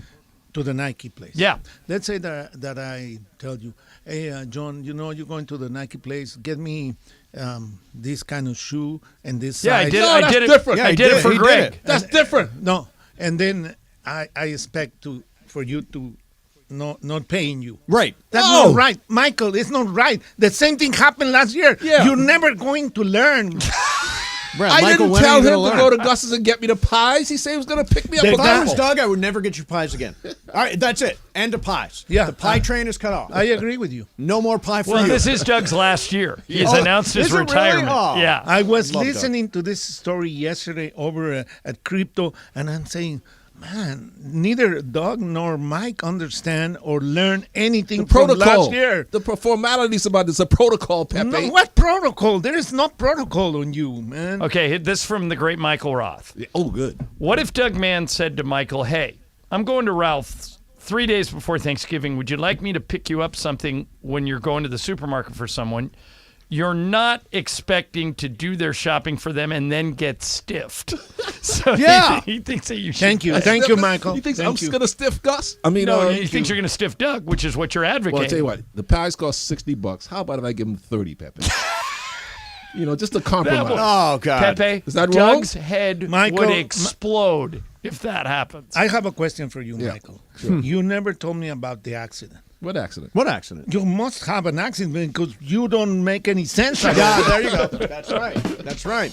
All right, so I want to ask you guys, I tease something here. Zach LaVine, the Chicago Bulls have decided, or are in the process of deciding, this whole thing's going nowhere. And the first guy that is being talked about as a potential trade is Zach LaVine. Zach LaVine, of course, is a local guy. He grew up in Seattle, but went to UCLA, for a year. Can fill it up as well as anybody in the league. Great player. Scores like crazy. His preferred destinations now, according to sources, are Miami. Figures. The Lakers. And the Mavericks. He's going to end up in Miami. Pat Riley will jump on that. You think so? Tyler Hero and something else for him. Why are they so anxious to get rid of Tyler I don't know. Hero? I like Tyler too. Tyler's a nice player. Zach is a better player than Tyler. Yeah, so if I was Miami and they think they're close to a championship, I'd jump on that. Michael, when I first met you, you were impressed. You came here. It was the moment of your life. Yeah, it was like meeting Liz. And I didn't even think that it was going to be a nightmare like that. But I remember telling us in the press room that Kevin Garnett was coming to the Lakers. Right. It looked like for a while. No, come on, Mike. Come on, Joe. There was a minute You there. said that for sure. Yeah. He never even crossed the door. Pepe, do you know? Tell them the story about that. Okay, so the Lakers offered. This was Kevin McHale doing a favor for his old friend Danny Ainge. The Lakers offered Andrew Bynum and Lamar Odom for Garnett, and they turned it down to take a deal around Al Jefferson. No. You know why they turned the deal down? KG called Kobe, and Kobe says, "Man, I don't even know if I'm going to be here." Really? Yeah, because that's what that Kobe, was 2008. So, right. Yeah. I mean, I tell you, that's what killed the deal. Yeah. Because Kobe couldn't commit. Kobe was going through his little thing. Yes, he was. Yeah. And so KG said, "Well, look, I don't know if you're going to be there. I'm not going there." So apparently, Pepe, it was closer than you thought. That's right, Pepe. I was right. You're rolling your eyes. I can you roll your I eyes? can hear you roll your eyes from here. Did he come to the Lakers? No, because Okay, wait. Have you heard the song, Rod Stewart's song that reads, "Every picture tells a story"? Tells a story. Yeah. Well, that's what you guys are doing. What do you mean? Yeah. In Now one you're sense. confusing us again. No, you are confused because you're saying because Kobe, and then he has a different story about Lamar Odom. Yeah, and it Bynum. wasn't made up out of thin air, Pepe. Garnett was the Lakers made a really good offer for Garnett. They just didn't get him. Yeah. But Mace, back to your question. Yes. Now Zach LaVine, I'll tell you this much: if they're going to melt it down, there are other players I'd rather have from Chicago. Like who? Well, I was just going to say Alex Caruso. I think if they agree DeMar DeRozan. if What they agree to include Caruso in a deal for LaVine, then everybody gets interested. Right. But you already got Caruso Yeah. on the team and Austin Reeves. He does what Caruso does. Caruso. Why don't you want more of those guys? Does all the dirty work. But then who's good? but you got Jared Irritating Vanderbilt. defender. You got Cam Reddish who's elevated his game. Yeah, but Vanderbilt and Reddish are both hurt. But then I could be hurt forever. Michael, What? who's a better defender, Caruso or Reeves? I think Reeves is. Well, no, Reeves is a little longer, but Caruso's a little more. I like them both, but I Yeah. think Reeves is. They both play defense. What about DeRozan? I love DeRozan. I love DeRozan. Yeah. All right, now here's the problem with DeRozan and or LaVine. Yeah. They both. Well, DeRozan's in the last year of a deal. LaVine makes so much LaVine money. has $216 million left in I his want deal. no part of That's that. a lot. So you would have to include like I'll use the Lakers as an example. You would have to include multiple players to make the money work, and that's what they did with Westbrook, and it didn't work. Remember Westbrook? They gave up all those guys. They gave up KCP. They gave up Kuzma, and it just didn't work. Well, so the Lakers aren't going to do anything right now. They just got to get Vincent, Reddish, and Vanderbilt healthy. So, Yep. but I think so we can see the whole thing. Yeah, then he's going to. well, they've won 6 out of 7 games. Yeah, They're I doing mean, something right. Yeah. No, it's going He's okay. Pepe, remember I said it here first. He's going to end up in Miami because my boy Pat Riley don't mess around. It'll be just like when Kevin Garnett landed with the Lakers. Pepe. Exactly. I have a question for Michael. I don't know if Can we do it? Can we do it at 3? And make it one that makes sense, please. You never make sense. All right, coming up for you is What's Up, Fool? Bergman's got stuff. Brian's got stuff. In the meantime, I was talking to Jacob, my friend Jacob, the other day, and he has some really good advice for people when it comes to this 4-day weekend. He points out that everybody's going to be in a hurry. Everybody. You go out to the freeway, it's a mess right now. I got to get to see relatives, friends, and people are probably driving later at night than they normally would. And on top of that, you mix in the holidays and people having an extra drink or two before getting behind the wheel, and you see why accident rates soar on holiday weekends. Hopefully you will not be in any kind of accident, but if you are, Jacob and his team are available 24/7. That's right, 3 o'clock in the morning, Thanksgiving Day, he's there. All through the holiday weekend. If you or a loved one needs immediate advice or assistance, call Jacob. He was even saying people are calling from the scene of the accident because they realize how important it is to say the right thing. A lot of attorneys say they'll fight for you. Call Jacob. He'll win for you. 844-24-JACOB. That's 844-24-JACOB. 844-24-JACOB. Or remember... Accident or injury, call Jacob and Ronnie. Call Jacob. CallJacob.com, and don't forget to follow Call Jacob on Instagram and Facebook. It's at call.jacob. Mason and Ireland, 710 ESPN.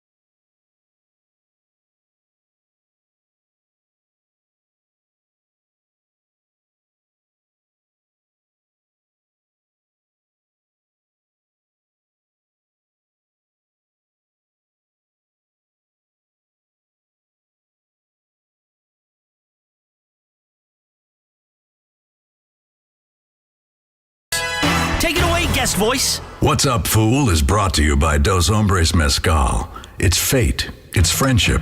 It's mezcal. Dos Hombres.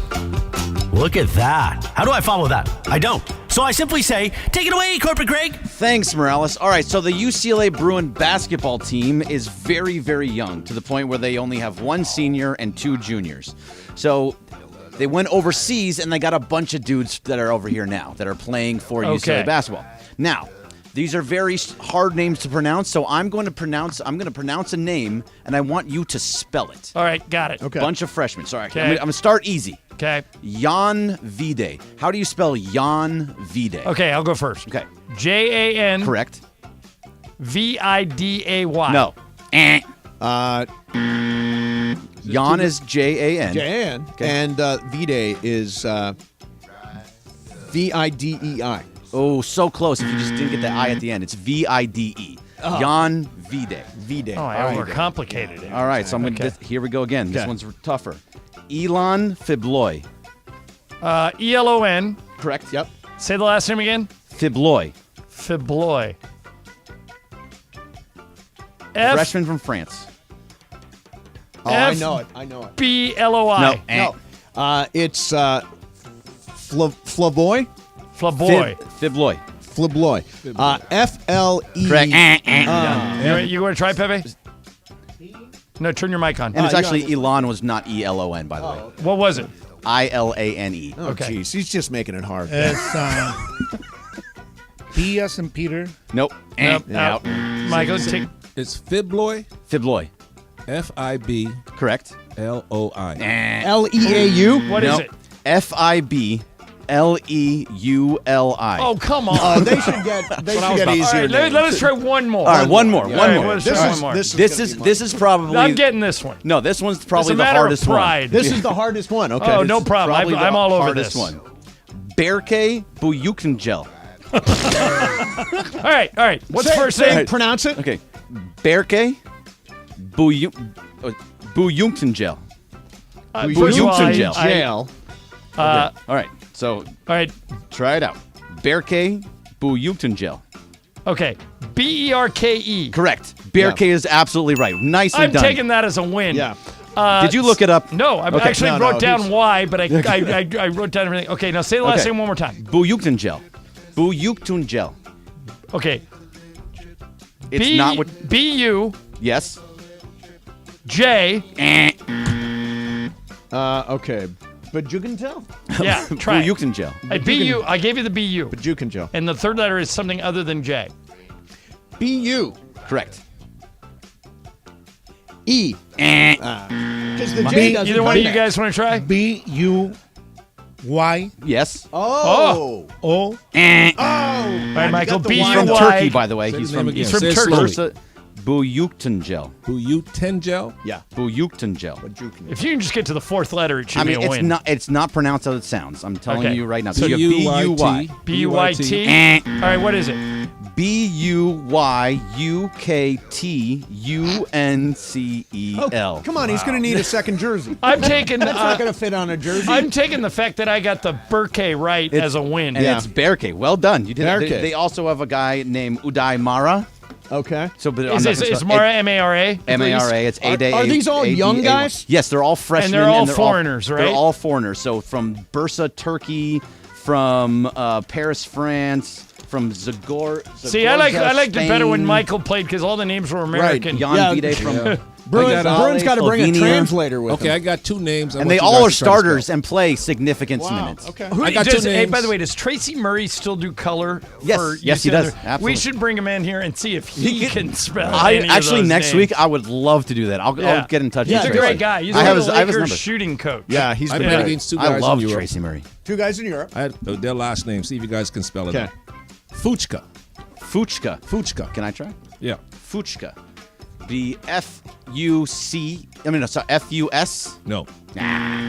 Is it the F word? It's the first four letters, Yep. and then the N is Fuchka. Is the N just an A? Hey, Fuchka. Yeah. It's just the F word. Yeah. Fuchka. The other guy I played against. Boy, We are so immature. that guy's got to change That's his the truth. You can terrible. Google it. That's The other guy I played I'm not against. Googling anything. All right. See if you can spell this one. Yerkov. Yerkoff. Nope. J-E-R-K-O-F-F. Is it spelled like jerk off? We have the maturity of 5-year-olds. Oh, I wish they were NBA players. Well, there's a hockey player named Miroslav Satan. Oh, that's not funny. They pronounced it Satan. Jeton. They pronounced it Jeton. Just to get it nowhere I think near that's Satan. how. Yeah, Still spelled nowhere like near Satan. Satan. Yeah. Oh, wow. but I played All against right. Yerkov. That was great. What's up, fool? All right, that's hard to follow. Yeah, go ahead. Try. So, a recent Bleacher Report poll by NFL players 'Kay. have ranked the Cowboys and the Eagles as the two worst fan bases, according to the players. Worst me. I'm surprised the Eagles weren't number one. The Cowboys were number one? Cowboys and Eagles, yes. Okay. They're both of them. Why are they worse? Because they support their team. I think it's just, the Eagle fans boo their own But team. think about it. The other players don't like this. So, in other words, if you go to Philly, you go to Dallas, they don't like the fans there, right? Well, that's because they're boisterous? Because they're loud and they're on you, Well, that makes you a right? good fan. Yeah, or an annoying fan. But the in survey Philadelphia, is from players' perspective. In Philadelphia, one year they booed Santa Claus. Yeah. And if you ask people from Philly why they did that, they say, "Well, that Santa Claus was drunk." Yeah. Well, to me, the 49er fan base, I can't stand. Oh my God, most. I hate the 49ers. Yeah, me too. You 49er fans, you're the worst. You are absolutely the worst. I like Jorge when he comes in here in his poncho. It pisses me off. All I will say is, my least favorite team. Are they too wine and cheese? Is that for you? No, God, they're not wine and cheese. Are They're very loud and they're very pissed off How because about- they haven't won a Super Bowl since the 2000s. How about the Clippers fans? What about them? They're loyal. No, they're the same ones. Yeah. They have 18,000 fans. The same ones They're kind showing of up every night. inconsequential. Yeah. What's up, Foo? But they'll be living in the best house pretty soon. Yeah, they will have a nice house. That's going to be a great place. I mean, we'll see. We'll see if their media room is bigger than a closet. I bet What it do you will think? be. I Yeah. bet it will be. All right, Brian, what's next? What's up, Foo? All right, guys. So Ozzy Osbourne recently said that he once talked to a horse for over an hour while he was on LSD, and since then he no longer took LSD because the horse told him to F off. Was it Mr. Ed? The horse? Right, yeah, horse. Oh. I believe Ozzy. Me too here. It was probably Mr. Ed. He could talk. It was a talking horse. A horse Talking is a horse, horse, right. of course. Remember of course. that he had a pet, which was a toothbrush? He had a pet toothbrush? Yeah, he Who was a pet toothbrush? Ozzy Osbourne. What kind of pet is that? He had a leash with a toothbrush, and he said that was his pet. Oh my God! So he dragged around a The man toothbrush. is a lunatic. Yeah. He's got a pet toothbrush. What was your question about this? My question is, if for only an hour, one time only, he had to talk to an animal, which animal would it be? That's a good question. Yeah, mine would obviously mine would be one of my dogs. I would love to have a conversation with, especially Veronica, who we call the love monster. She is just the happiest dog in the world. I would love to know her secret. She's happy all the time. I'd love to talk to a lion, king of the jungle, find out what's going on in that head of his. Michael? Probably, even though probably a monkey, not a chimp, because chimps could be dangerous. They can tear your face They off. can, But probably yeah. a monkey. Probably a monkey, because monkeys are kind of just kind of smart. You know, they could kind of communicate with Down them. in Costa Rica, they got two kinds of monkeys. They got the nice ones. They're called Bergman's not here. He saw them. They're called the mean ones are called the capuchins, and the nice ones are called Are the capuchins the one that take your wallet when you're not looking? Yes, the Yeah. capuchins are the one that sneak onto your table when you're eating breakfast, steal a roll. Like those are the ones. They're angry little monkeys. The other monkeys just climb around and eat flowers. Right. They're Yeah. like the nicest Pepe, guys what in the animal world. would you want? Elephant. I love elephants. Why an Elephants elephant? have really good memory. They do. Better memory than me. Well, that's not saying much. No, it's not. Yeah. Yeah, maybe an elephant could win your game. Aye, Michael. What's up, Foo? All right, guys. So earlier this week was National Play Monopoly Day. Yeah. I've never actually finished a game of Monopoly myself, I don't think. Really? Yeah, I don't think I've ever actually finished it. So it's a two-part question for you guys. Usually the holidays, all the board games kind of hanging out with the family. So have you ever finished a game of Monopoly? And then what is your favorite board game to play? All right. First of all, I've finished many games of Monopoly, and I'm a tyrant. Yes, Whatever I believe land that. on, I buy. I believe that. Yes. Buy. I never land on something, and if You if I immediately can buy afford it- something and raise the prices. Yes. Yes. Exactly. I'm a slumlord. Yes. In Good Monopoly. for you, a Monopoly slumlord. But what is the greatest board game? That is a great question. Probably Scrabble, because it makes you think. Scrabble's good. Yeah, That's good. But I don't know. We used to Battleship. You ever play Battleship? Oh, Battleship was great. B-30. You sunk my battleship. We used to play Risk. Did you ever play Risk? Yes. Where you World- invade another World country and- domination. World Don't play domination. Michael in Risk. He knows geography. That's right. I like a Scrabble, and You can't even spell. Stop. It's okay. Let him. Let be, him okay? let him go. Okay. Loteria. I don't know if you know what loteria is. Loteria is like a bingo. Yeah. With figures and all that. It's Okay. Mexican kind of. I would like to learn how to play chess. I forgot how. I used to play chess. I forgot how to. No, you would one game It's of like chess, riding it a would bike. come back to you. Would it? Yeah. Yeah, you know what all the pieces The horse do. makes an L, right? Yeah, There the you go. horse can go 1, 2, then either left or right. Okay. Bishop goes Do diagonal. you play? I haven't in a long time, but I did as a kid a lot. My wife used to play with my grandfather. My dad used to kick my ass in chess. Is Domino's Yeah, Domino's. part of this? Yeah. I love Domino's. Domino's is a great game. Yeah. All right, Brian, you got anything else? Yeah, I got one more quick One for you. more, okay. All right, so yesterday was actually World TV Day, too. One TV show the rest of your life on a loop. What are you watching? Curb Your Enthusiasm, case closed. There's 14 seasons of it, and no matter how many times you've seen them, they're funny. You didn't take The West Wing. I didn't, because I've seen every episode 10 times. Yeah. I would probably go one show the rest of my life. It's got to have a lot of seasons. I think I would go with Sopranos. I was just going to say that. I love The Sopranos. I was just going to say that. It's Very so good. Only 5 seasons, though. 5 seasons or 6 seasons? I think it was 5. 5. And I love The Sopranos. Oh, God. The West So Wing good. was 7. 7. Michael, are you going to go old school, like All in the Family, All in the Sanford and Family, Son? greatest sitcom ever. All in the Family's great. That's amazing. I still watch it on YouTube. It's on channel It'd be 3 fun to for go me. back and watch it now just to see, as long as they would run the episodes in their entirety, just to see what would be politically acceptable now. Well, they run on this oldies channel we have that runs all the. Do you have that channel? Is that TV Land? No, it's like channel. It's on channel 3 on my TV. I don't my remember what DirecTV. number is in my What TV. surprised me was Michael told me that they run Sanford and Son as is Using on the some of N-word these and everything. networks. Where Fred was using the N-word yeah. left and right, Yeah. and they don't care. They just run them. They do the same with All in the Family. Yeah. Like all the old ones, no matter how Well, they can't- racist Archie was. I you always send me that send in stuff. things. Yeah, they can't cut out the All in the Family stuff because the show it's all about how ignorant bigotry is. Yeah, Right. So you don't want to He's, leave. he's the fool. Yeah, he's the fool. Yeah, right. that the joke is on him. Right. By the way, it's streaming on Amazon Prime. And you know All what? in the Family. Another program that I really like is Seinfeld. Seinfeld. Well, yeah. Pepe, have you gotten into Curb? Curb is Seinfeld on steroids. You know, Curb Sell the same makes me people. nervous. Yeah, because he's so out there. Yeah. Like obnoxious. Yeah, I mean, and he does stuff that is like you don't know if it's okay to laugh at it. Like when New Orleans displaced all those families. Vivica A. Fox and Leon came to live with Larry. Right. Because he took in a family from New Orleans. Call the blacks. Yeah, their last name was Black, Yeah. Leon Black. And so Larry for Christmas sent out a Christmas card that said, "Merry Christmas from Larry and the Blacks." And it was Larry with 10 black people behind him.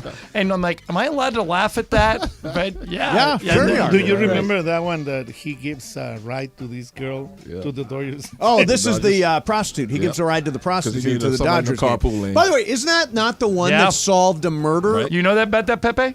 No. This is a crazy Okay, story. I'll Yeah, tell you the short probably know version. it better than me. Yeah. All right, so here it is. There was a very famous manhunt for a murderer, and the LAPD came out. A suspect. The LAPD came out and said, "We've got the guy." And they did a big grandstanding press conference, and they arrested this guy and paraded him in front of TV cameras. And the guy said, "I didn't do it. I was at the Dodger game with my daughter." And they said, "No, he wasn't. We know where he was, and he committed the murder." So this guy hires a lawyer, and the lawyer says to him, "Was there anybody who saw you at the Dodger game?" He said, "No, but they were filming a TV show with that bald guy that's funny." They were filming Curb Your Enthusiasm. The episode Pepe's talking about is Larry had tickets to a Dodger game. He was going to be late, so he picked up a hooker on Sunset Boulevard, and So he could use the carpool lane and get to the game on time. They get to the game. Larry's sitting there with this hooker, and it just happened to be in the section where this guy was with his daughter. They found the raw footage. They looked, exonerated the guy. Yep. Just because Isn't of that that amazing? episode that you're talking I about. didn't know It's that. by the way, It's a great episode. But by the way, that entire story I just told is the subject of a Netflix documentary called Long Shot, and it's only 40 minutes long. And If it's you- about this If you want incident? to watch it, it's the whole story. Oh, that's It- great. Netflix? Yeah, Netflix. yeah, called Awesome. Long Shot. Watch Pepe, it. you had a question to ask me. What is it? Basketball. How much is physical and how much is mental? That's a great question.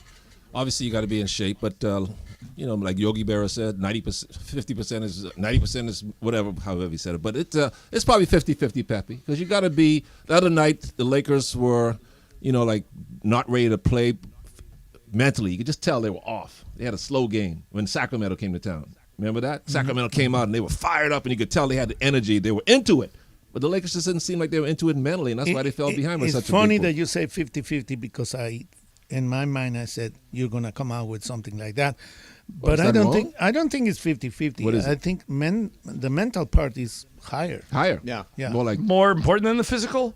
Probably 60-40. 60-40. Okay. Maybe. Okay, I tell you what, we're going to do some gambling next. Joe Fortunato is coming on, our weekly gambling expert. Also, I've written my debut column for Matthew Berry in the Love-Hate. John, have you read it? Just read it. Okay. I'll have a full review. Awesome. That is coming up next for you. Also, Pepe's here. Michael Thompson is here. 710 ESPN. It's Evan Cohen.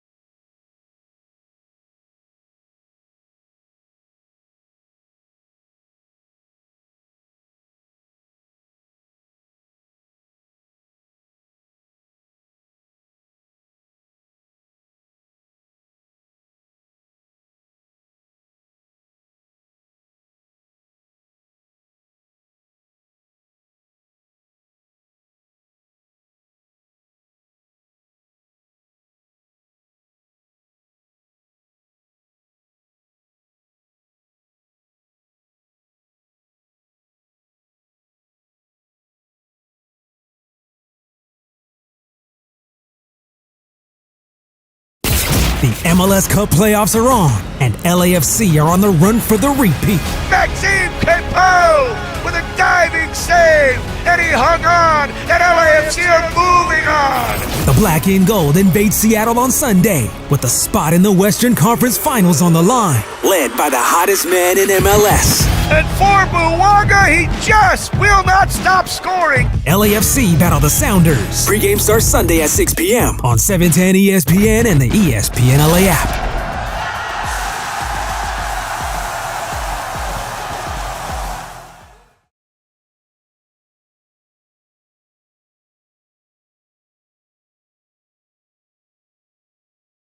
Sports radio show in Los Angeles. The podcast, that is. Mason and Ireland, the #1 most downloaded sports podcast in Los Angeles. The #1 most downloaded sports podcast in Los Angeles, and we thank all of our podcast listeners for that. If you ever miss a moment, get your fill anytime. Just search Mason and Ireland wherever you get your podcast. Day before Thanksgiving, big football weekend coming up. Football all day tomorrow. There's a Black Friday game, college football Saturday. Of course, big Week 12 action on Sunday. And joining us right now is our gambling authority. And also the guy at ESPN who, according to my mom, is the snappiest dresser here. It is the great Joe Fortunato. Joe, how are you, man? Hey, fellas, happy Thanksgiving. How are you guys doing today? We're doing great, Joe. Although I made some big money bets, and I want you to tell me if I screwed up or if I'm on the right side of them, okay? All right, let's do it. All right, the first one is on Thanksgiving, I took all 3 favorites and laid the points. In other words, I took the Lions, the Cowboys, and the Niners. I put them all in a parlay, and I laid the points in all 3. Like it? Don't like it? What do you think? Not a huge fan of parlays to begin with, but we'll work our way through that. Let's start with this. Detroit minus the 7.5. Completely agree on that. Won by 5 last week despite a -3 turnover differential. I think Dan Campbell's focus this week is going to be on protecting the football. You protect the football, you give yourself a really good chance of winning a football game. Not buying into the Green Bay Packers. Nice win over the Chargers, but that defense stinks. That team stinks. They're not going to be in a situation this week where they're facing someone who's going to make as many mistakes as that team does. So I do like the Lions. Now to the Cowboys, this is important. What's the spread you got on that game? Yeah, Because what that was line your was on the spread? move today. Because it was 8.5. Now I see it's -13. I think I got 10.5, Joe. All right, so if you did 10.5, it's not bad. You beat the move. It's sitting 12.5 at most places. If you were on the key number of 10, that'd be a little bit better. I haven't done anything really with that game yet. I think I'll probably end up teasing it with the Lions, so I'll bring it from 12.5 down to 6.5, something like that. I think a good bet in that game is CD Lamb over receiving yards. There's an alt total out there, 99.5. If he goes over that, it's like plus 130. $100 bet returns 130 in profit. No team in the NFL giving up more yards to opposing wide receivers than Washington. Secondary stinks. So I can't make the case for the Commanders. You at least got a good price with Dallas. And then what was the price you laid with the Niners in the nightcap? I'm giving 6. Okay, you did outstanding work there because there was a big move today. Some shops are sitting 7. Some went through the key number of 7 to 7.5. So if you are going to play the Niners, that's the number to get. Job well done. I haven't done anything with the side. I do like the under in that game. I think the Niner defense comes to play. I'm a little concerned about the health of both Geno Smith and Kenneth Walker, but I think that game's a little bit more of a grind, so I'd play the under there. So I was at the Rams-Seahawks game on Sunday, getting ready for Rams at Arizona on Sunday of this week. They're in the hunt, Joe. They're 4-6, and they're in the chase for a playoff spot. How do you feel about the Rams? And I see them. Rams getting a point is what I'm seeing. Is that what you got? I mean, the Rams are well coached. They've been better this year than a lot of people expected. I'm going to put myself at the front of that list. I thought it was going to get away from them early in the year, and then they'd probably consider going into the tank and jockeying for playoff position, but it's not in their blood. They've continued to play really good football. Now, on the other side, the Cardinals are kind of tricky to figure out, right? Yeah. Last couple weeks, Kyler Murray starting at quarterback. That's a completely different data set than what we're used to seeing with Josh Dobbs at quarterback. They've been competitive. They were competitive last week. They won a game 2 weeks ago, got themselves to 2-9. So what do we think? I think ultimately this is a game that'll be competitive. I'd probably find myself leaning to the Rams here. I think they're going to find a way to make fewer mistakes in this one. Again, haven't bet it yet, but I do find myself leaning Rams. All right, Joe, I made an emotional bet, which you should never do, but on Friday morning, I noticed that the over-under in the Iowa-Nebraska game was 26.5. I've never seen an over-under that low. I'm sure you have. I just haven't. So it's Iowa is continuing to up itself, or should I say down itself each and every week. All right, so I bet the over. Is that a mistake, or do you like that bet? Over 26.5, Iowa at Nebraska. It's very intriguing because of the situation. Iowa has played elite defense this year. These crazy unders continue to cash. But there's one catch here. Iowa wrapped up the Big Ten West last week, so they're already in the Big Ten championship game. Nebraska has 5 wins. This is their final game of the season. They need this to get bowl eligible. So I like Nebraska in this game, and if part of the handicap for that is that we don't get a great effort from Iowa, that means we don't get a great effort from their defense. So, yes, I'd be more inclined to bet the over here. I agree with that one. All right.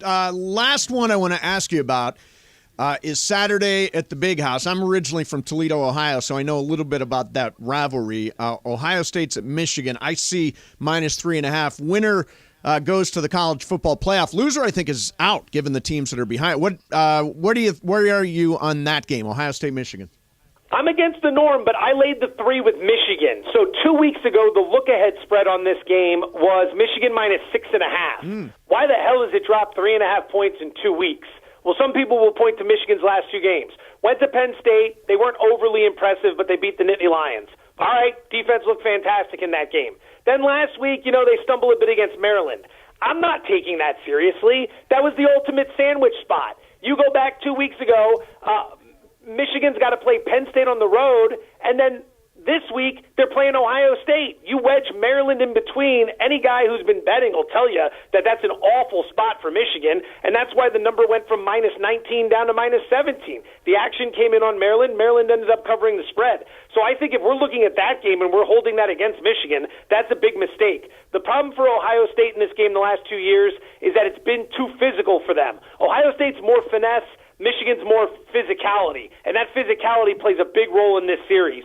So I think McCord at quarterback for Ohio State, that's going to be the issue. Ohio State struggled the last 2 years, but they've had great quarterbacks, right? They went from C.J. Stroud. Before that, they had Justin Fields. I mean, now they're on a guy who's not bad, but he's just trying to live up to something that's very difficult to live up to. I find myself on the Wolverines at 3 or cheaper. You mentioned parlay.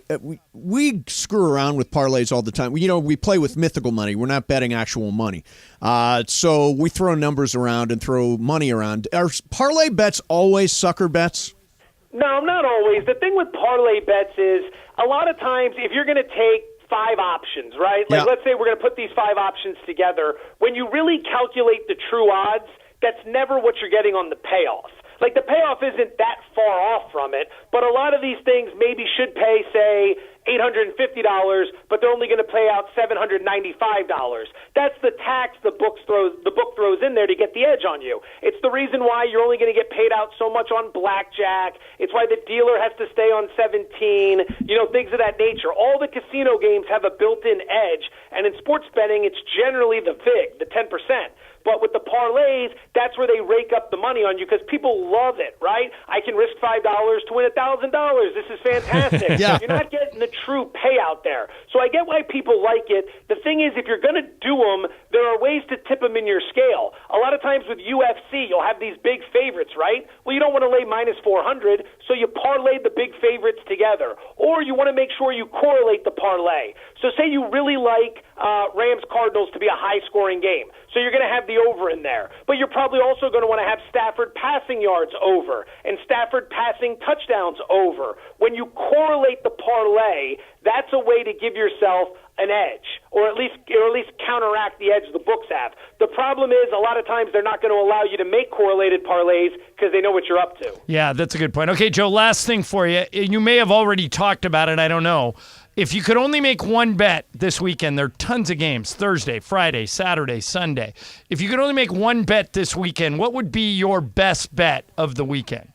That's a good question. There's a handful. I'm going to rip through 3 of them I really like. Okay. Pittsburgh over Cincinnati. Pittsburgh's laying 1. You fire Matt Canada, time for everyone else to step up. There goes the scapegoat, right? So let's go offense. And as for Cincinnati, you lose Joe Burrow for the season. They could be flat here. Bills plus 3.5 over the Eagles. Eagles coming off a huge Monday night win. Now on a short week, you got to get ready for Buffalo, who looked pretty good last week. I'll take the 3.5 with the Bills. I'll also lay it with the Ravens against the Chargers, and I'll play the over in that game as well. I think Baltimore's going to hang a number on that defense, but Herbert and the offense should be able to score just enough to get us over 47 total points. How do you feel about Baltimore as a survivor pick? It sounds like you like that.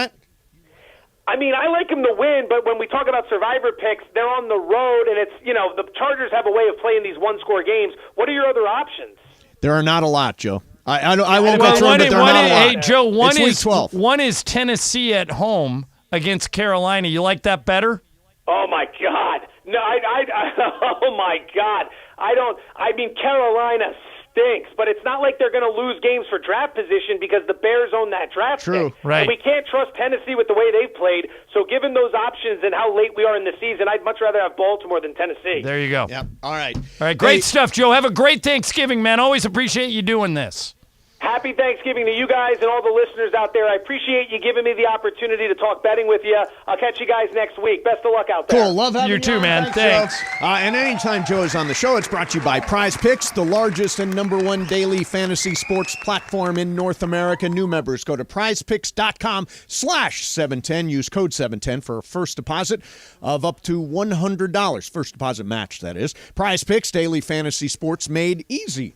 All right, coming up next for you, there's one former NFL superstar who says the NFL is now Nothing but mediocrity. Plus, Ireland has read my column that's running for Roto World and NBC Sports. I filled in for Matthew Berry this week. Get a review from him on that. It is a big day before Thanksgiving. Sure, you're in a car trying to get somewhere right now. Freeways are a mess, but we're here with you. Mason and Ireland, 7:10 The MLS Cup playoffs are on, and LAFC are on the run for the repeat. Maxime Pepe with a diving save, and he hung on, and LAFC are moving on. The Black and Gold invade Seattle on Sunday with a spot in the Western Conference Finals on the line. Led by the hottest man in MLS. And for Buwaga, he just will not stop scoring. LAFC battle the Sounders. Pre-game starts Sunday at 6 p.m. on 710 ESPN and the ESPN LA app.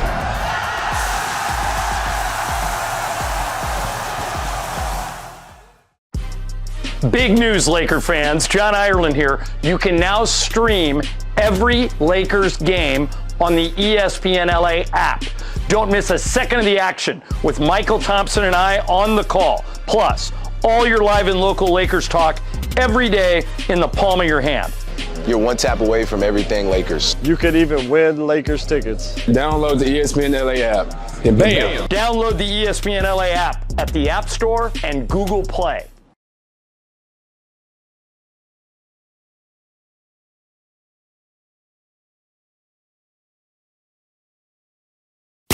The MLS Cup playoffs are on, and LAFC are on the run for the repeat. Maxime Pepe with a diving save, and he hung on, and LAFC are moving on. The Black and Gold invade Seattle on Sunday with a spot in the Western Conference Finals on the line. Led by the hottest man in MLS. And for Buwaga, he just will not stop scoring. LAFC battle the Sounders. Pre-game starts Sunday at 6 p.m. on 710 ESPN and the ESPN LA app.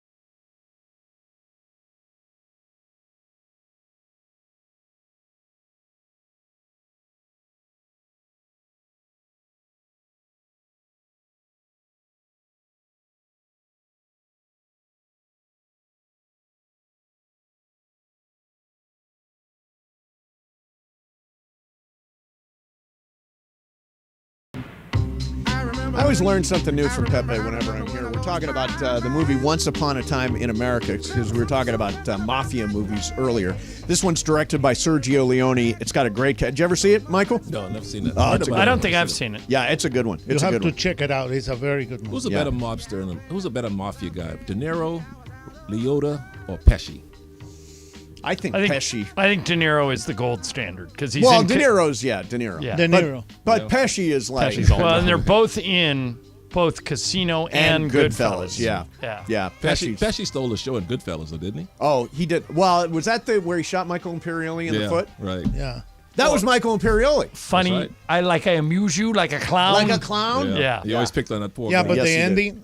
ending is heavy duty. Yeah, it Was is. that the one where he gets the shovel to the head? Yeah. No, or is that Casino? I can't remember. No, Pesci got set up. He thought he was going to go. He be a thought he was made getting man. made, Yeah. and they Right. threw him in the grave. Yeah, threw him in the Yeah. Oh, that was great. He walked in the house. He went, "Oh bleep!" Bleep. Yeah, he exactly. Knew he was gonna You get knew. shot. You Yeah. knew. All right, so Ireland. We talked a lot about this. I wrote Matthew Berry is not doing his intros anymore on Love Hate, and we talked to him about it. I said jokingly, "Well, I'll write one," and Matthew said, "Okay, you write one." So I did. I just read it. Mm-hmm. First of all, I thought his intro to you was overly kind. Was very nice. It was very he did a nice. really good job of setting it up. And I thought your column, your love-hate column, was excellent. Well, thank you. And I think your advice, your main point, is telling people to go for it. Yes. When in doubt, be bold. Yep. And I love the message, which was, don't be afraid of rejection because you're going to get it. Yep. You're going to get rejected, but it shouldn't deter you right. from being bold. Yeah. Because you never know what's going to happen. If you want something, ask for it. If you're interested in something, go for it. And don't get discouraged if they tell you no. No. Yeah, exactly. Exactly. Yeah. You get a lot of no's to get a yes. Yeah. And you only need one. Yeah. Is Bergman there? Nah, he's Bergman walked back. down. He read it. He told me. He did exactly what he said. I asked Bergman. I gave it to him early. I said, just tell me you love it. It's really good. So that's the only review I got. I love it. It's really good. No, I thought it was great. I and used I some would Ramona encourage people edits in that. What's the easiest way for people to read it? The easiest thing is to go to, well, I tweeted the link. The easiest thing, I'll though, retweet your link. Yeah, is to go to NBCSports.com. Okay. And it's Matthew Berry's Love Hate column. It is and you very good. Oh, did you read it? And not only that, see, and this is going to sound kind of crazy. When kids come to me at crypto and say, I want to do what you do. Yep. They want to learn how to wave? And yeah, mainly. So you know what I said? What? I said you have to prepare, but never, ever give up.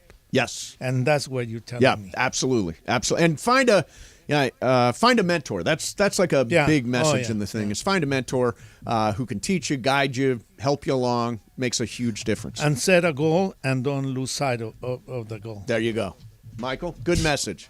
Please, who doesn't follow that? A lot of people. A lot of people. Are you kidding me? The world is filled with quitters, Michael. That's the philosophy of life.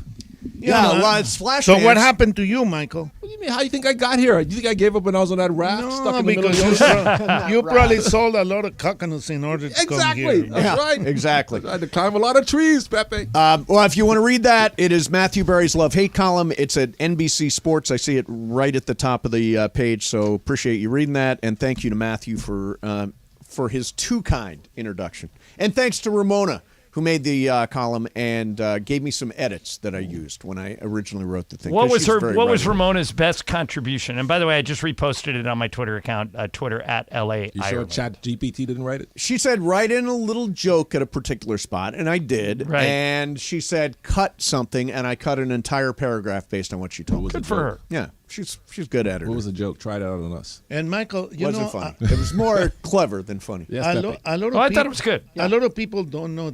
You said everybody knows that. Yeah. Young people sometimes give up, and you're not supposed to give up because Right. you knock on 100 doors, and then the 101 is the one that is going to open. And Pepe, you would be shocked at how many people are afraid of success. Yeah. They're afraid to ask for what they really want.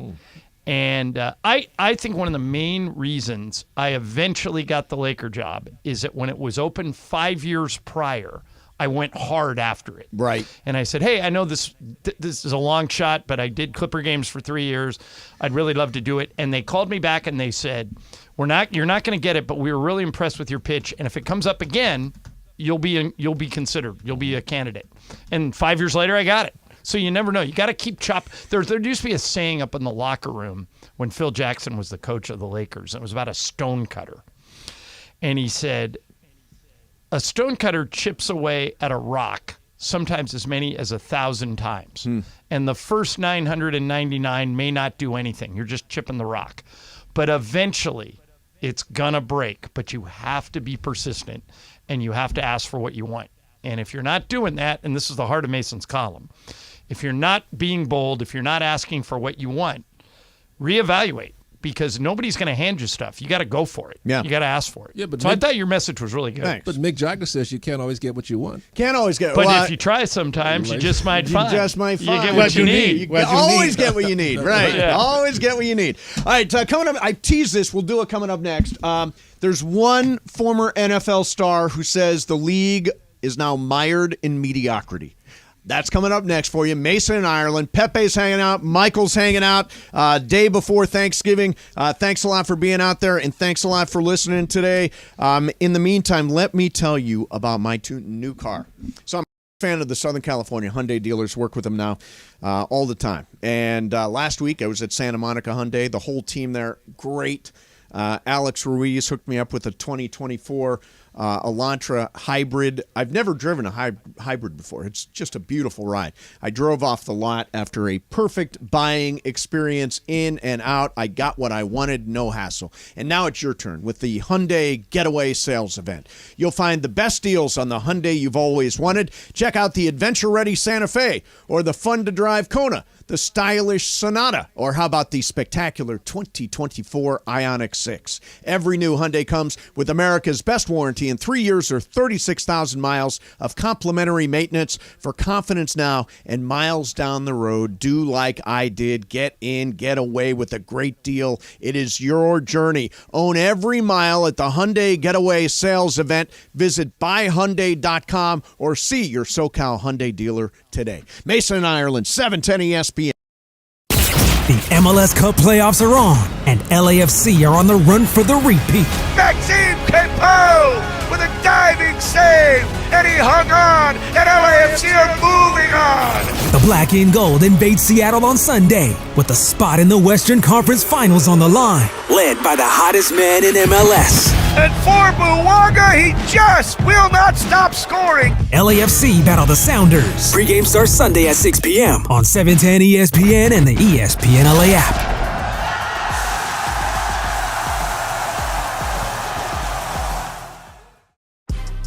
Big news, Laker fans. John Ireland here. You can now stream every Lakers game on the ESPN LA app.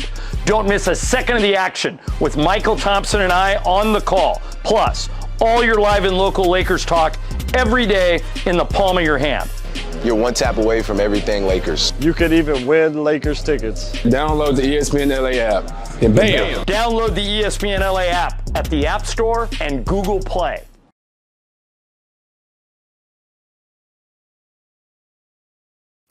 The MLS Cup playoffs are on, and LAFC are on the run for the repeat. Maxime Pepe with a diving save, and he hung on, and LAFC are moving on. The Black and Gold invade Seattle on Sunday with a spot in the Western Conference Finals on the line, led by the hottest man in MLS. And for Buwaga, he just will not stop scoring. LAFC battle the Sounders. Pre-game starts Sunday at 6 p.m. on 710 ESPN and the ESPN LA app.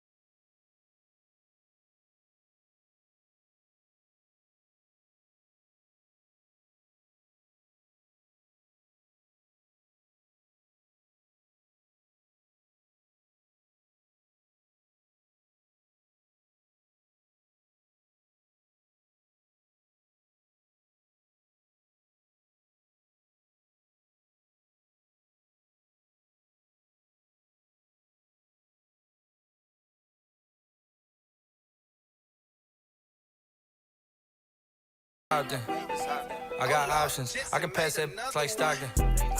Just joshing. I'm spending this holiday locked in. My body got rid of them toxins. What did you think of, Michael? Isn't Dave Roberts half Japanese? He was born in Japan. Born in Japan. I don't know if he's half Japanese. He's born in Okinawa, I think his father was in the military and was over there. No, I think he is. Is his mom or his dad Japanese? I think so. I think so. He was born in So Okinawa. wouldn't that, He was born in Okinawa. Doesn't that mean he would have a little bit of a tie with Otani?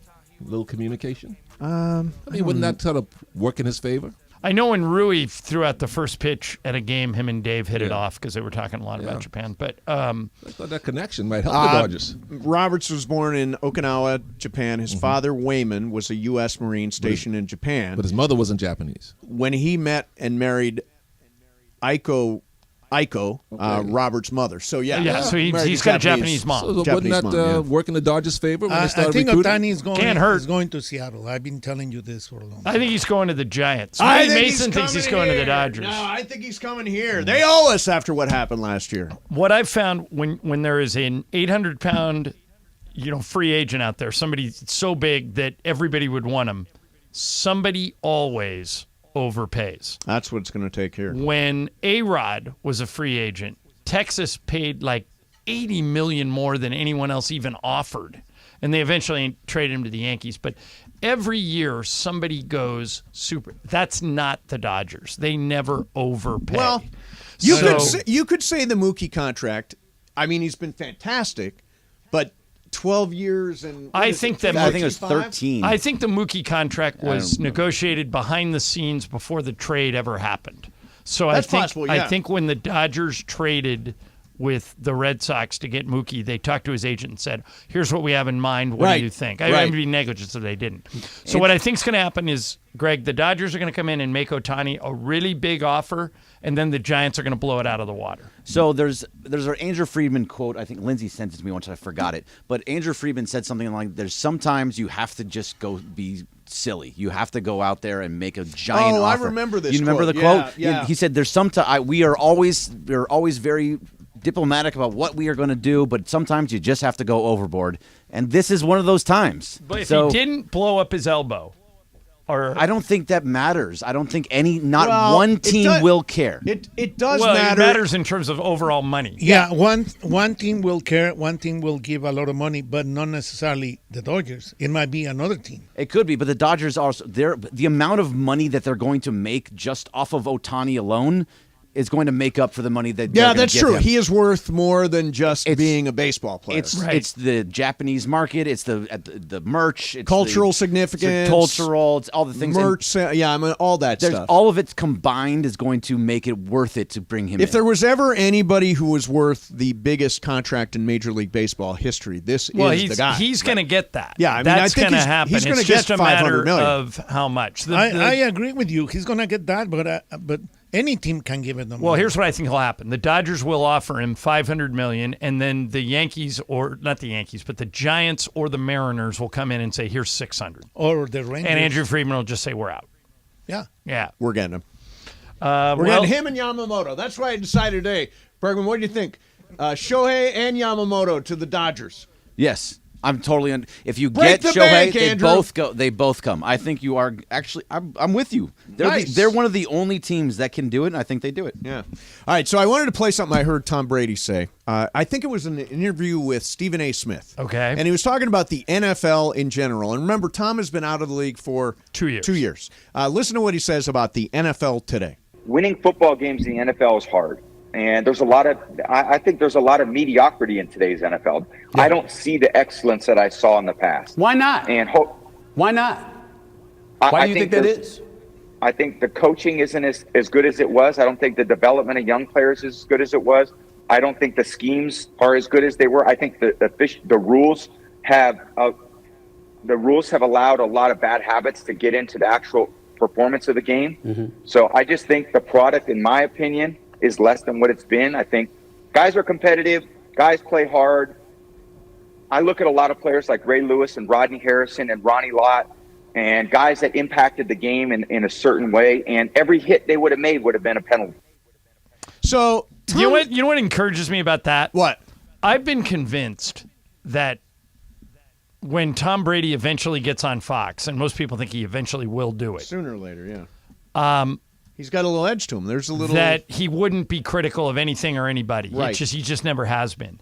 That clip you just played indicates that maybe we have hope for Brady to be honest. Right. To be like Collinsworth. Yeah. To be like Troy Aikman and not be afraid to say what's really happening. Yeah. That he won't be a stooge. That's as for opinionated the league. as I've heard Ever. Tom Brady be. Ever. Yeah. And I like that. Yeah, me too. Now, what do you think of his point? That the league, he's only been out of it for 2 years. And by the way, he was helped by all those rules. All those rules protecting the quarterback helped Tom Brady all the way to the age of 46. Now he's complaining about it. Let's examine his overall point. Okay. There are 32 teams in the NFL. Yes. I think there are only 6 who can win the Super Bowl, which means there are 26 teams. What are those 6? In the NFC, I think it is San Francisco, Philadelphia. Detroit. I don't think Detroit's ready. I think it's San Francisco, Philadelphia, and Dallas. All right? I include Detroit, too. Okay. I include Detroit. I think in the AFC, it's, and this is a little bit of a reach, it's Baltimore, it's Kansas City, and I had Buffalo in there for a long time, but I don't even know if they're going to make the playoffs. No. now. What about Jacksonville? What about Miami? I think they're outside I like looking Jacksonville in. a lot. To win the Super Bowl? Yeah. Well, look, you think once you think get- Jacksonville can beat Baltimore in a playoff Once game? you get to a one-on-one crapshoot, A lot of things stuff can happen. happens. A lot of things can happen. And I remember, John, you were a Rams fan. It was the 9-7 team that went to the Super Bowl in 1979. I think All right, there was. well, let's say for the sake of argument, we throw a couple more teams in there. Still, what are we at, Pepe? 8 out of 32? You guys are forgetting a team that, in my opinion, is going to surprise everybody. Okay. Cleveland. No quarterback. Yeah, Cleveland's No, got a but I mean, quarterback issue. Cleveland has the best defense. That the league. defense, Yep. It's amazing. All right, I watched DTR, Dorian Thompson-Robinson, who's now their starting quarterback, play every UCLA game. He's not winning the Super Bowl. He's just not. They need their quarterback. And Deshaun Watson's out for the year. Yeah. Greg, And how what- shocked and by the way, wasn't how all shocked that would you when he be was if there? DTR led the Browns to the Super Bowl? There's zero chance that's happening. I've watched too much DTR to know. I don't that think DTR can lead Cleveland past the Rams in 2 weeks. Right. But what we're arguing about here, the Pepe. defense is going to leave them past So the Rams. let's say, the defense. hey, The let's say defense just Pepe's held right. Seattle to 3 points in the second half. That's the Rams. Hey, Mace, Yeah. let's say Pepe's right and Cleveland is in the mix. Okay. And you're right and Jacksonville's in the mix. Right. And Miami is going to, one thing about Miami, take a look at every time they've played a really good team this year. Yeah, no, they've sucked against good That's teams. exactly why, John. Why they're not going to get where they need to go. So, but They let's almost say, lost to the for the Raiders. sake of this conversation, that all those teams are in. What are we at now?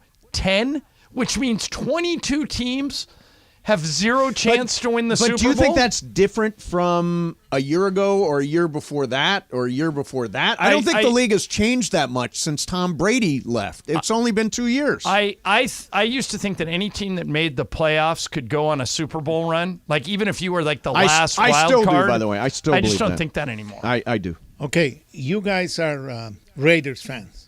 Kind of. Right? Yeah, they're We're going to win it. in air We're going to quotes. win it next year. No. But It's I not mean, kind of. Raider in fan. air quotes. Didn't they win the Super Bowl as a wild card? Yeah. Back in the 1900s, yeah. There you go. 1980s is not the 1900s. That is the That is the 1900s. 1900s. Literally, Oh. by definition, Oh, I it's see the what you're saying. 1900s. So you guys live like in 2 years back, and that's it. Because every time that something goes way back, like Doris Day. What's an example? Yeah. Oh, no, Doris Day, my God. By the way, will you at least tell us? We got Game of Games. It's time for Game of Games. Will you at least tell us which actress you have focused on this week? Barbara Stanwyck. Eva Marie Saint, Betty Davis, Susan Hayward, Yeah. Gina Lola Brigida, Joan Woodward, Joanne Woodward, Joanne Woodward, Joanne Crawford. Joan Crawford. Yeah. Joan All right. Crawford. Well, we Gloria will. Swanson. We will find out next. Pepe has potpourri for Game of Games, and he says we need to be prepared for a surprise. Uh-oh. If it's anything like last week's surprise, we're all in big trouble. It will be memorable, memorably 7 bad. answers, and we have to guess the right answer out of 6. That's a good theory. Good theory.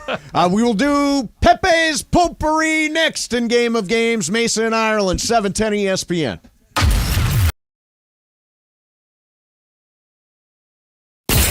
MLS Cup playoffs are on, and LAFC are on the run for the repeat.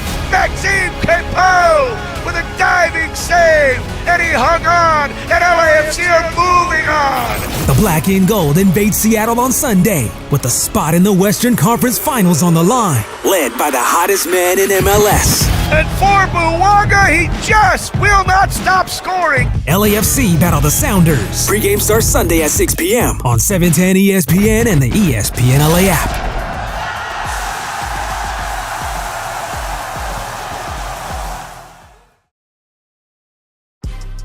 Big news, Laker fans. John Ireland here. You can now stream every Lakers game on the ESPN LA app. Don't miss a second of the action with Michael Thompson and I on the call. Plus, all your live and local Lakers talk every day in the palm of your hand. You're one tap away from everything Lakers. You could even win Lakers tickets. Download the ESPN LA app. And bam! Download the ESPN LA app at the App Store and Google Play.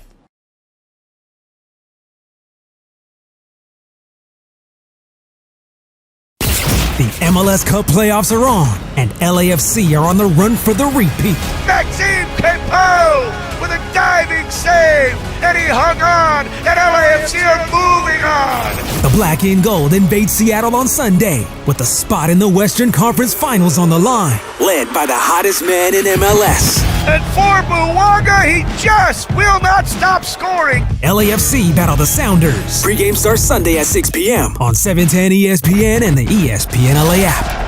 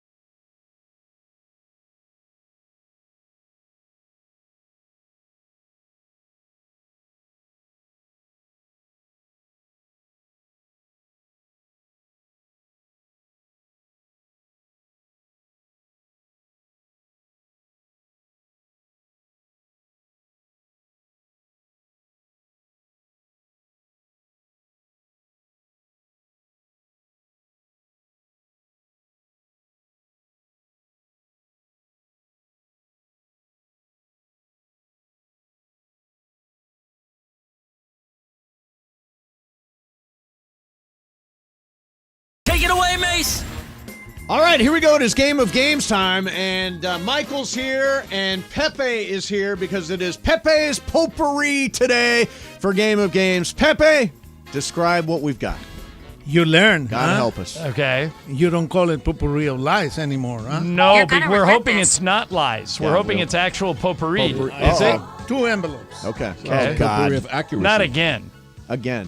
Surprise envelope. All right. Surprise envelope. Okay. I want you to open this. You want to play this or Yeah, I you want wanna to play play that? I like Well, the no, what's surprise. the other choice besides surprise? Just a regular? Real potpourri game created by the brilliant mind of Pepe Mantilla. I think we should play real I think potpourri. we should play real potpourri. I don't as well. trust the surprise. He decided for this one. Open Okay. it, please. Do it, Michael. I'm opening the envelope like a black Karnak. That's 2 envelopes. Wow. Oh, it's inside. Well, This envelope wait. says MT. Empty. Okay. Okay. Let's see. And what's inside it? In this. Doesn't look like it's anything. What does it say in the outside? It says empty. MT. And it's blank. It's empty. Right?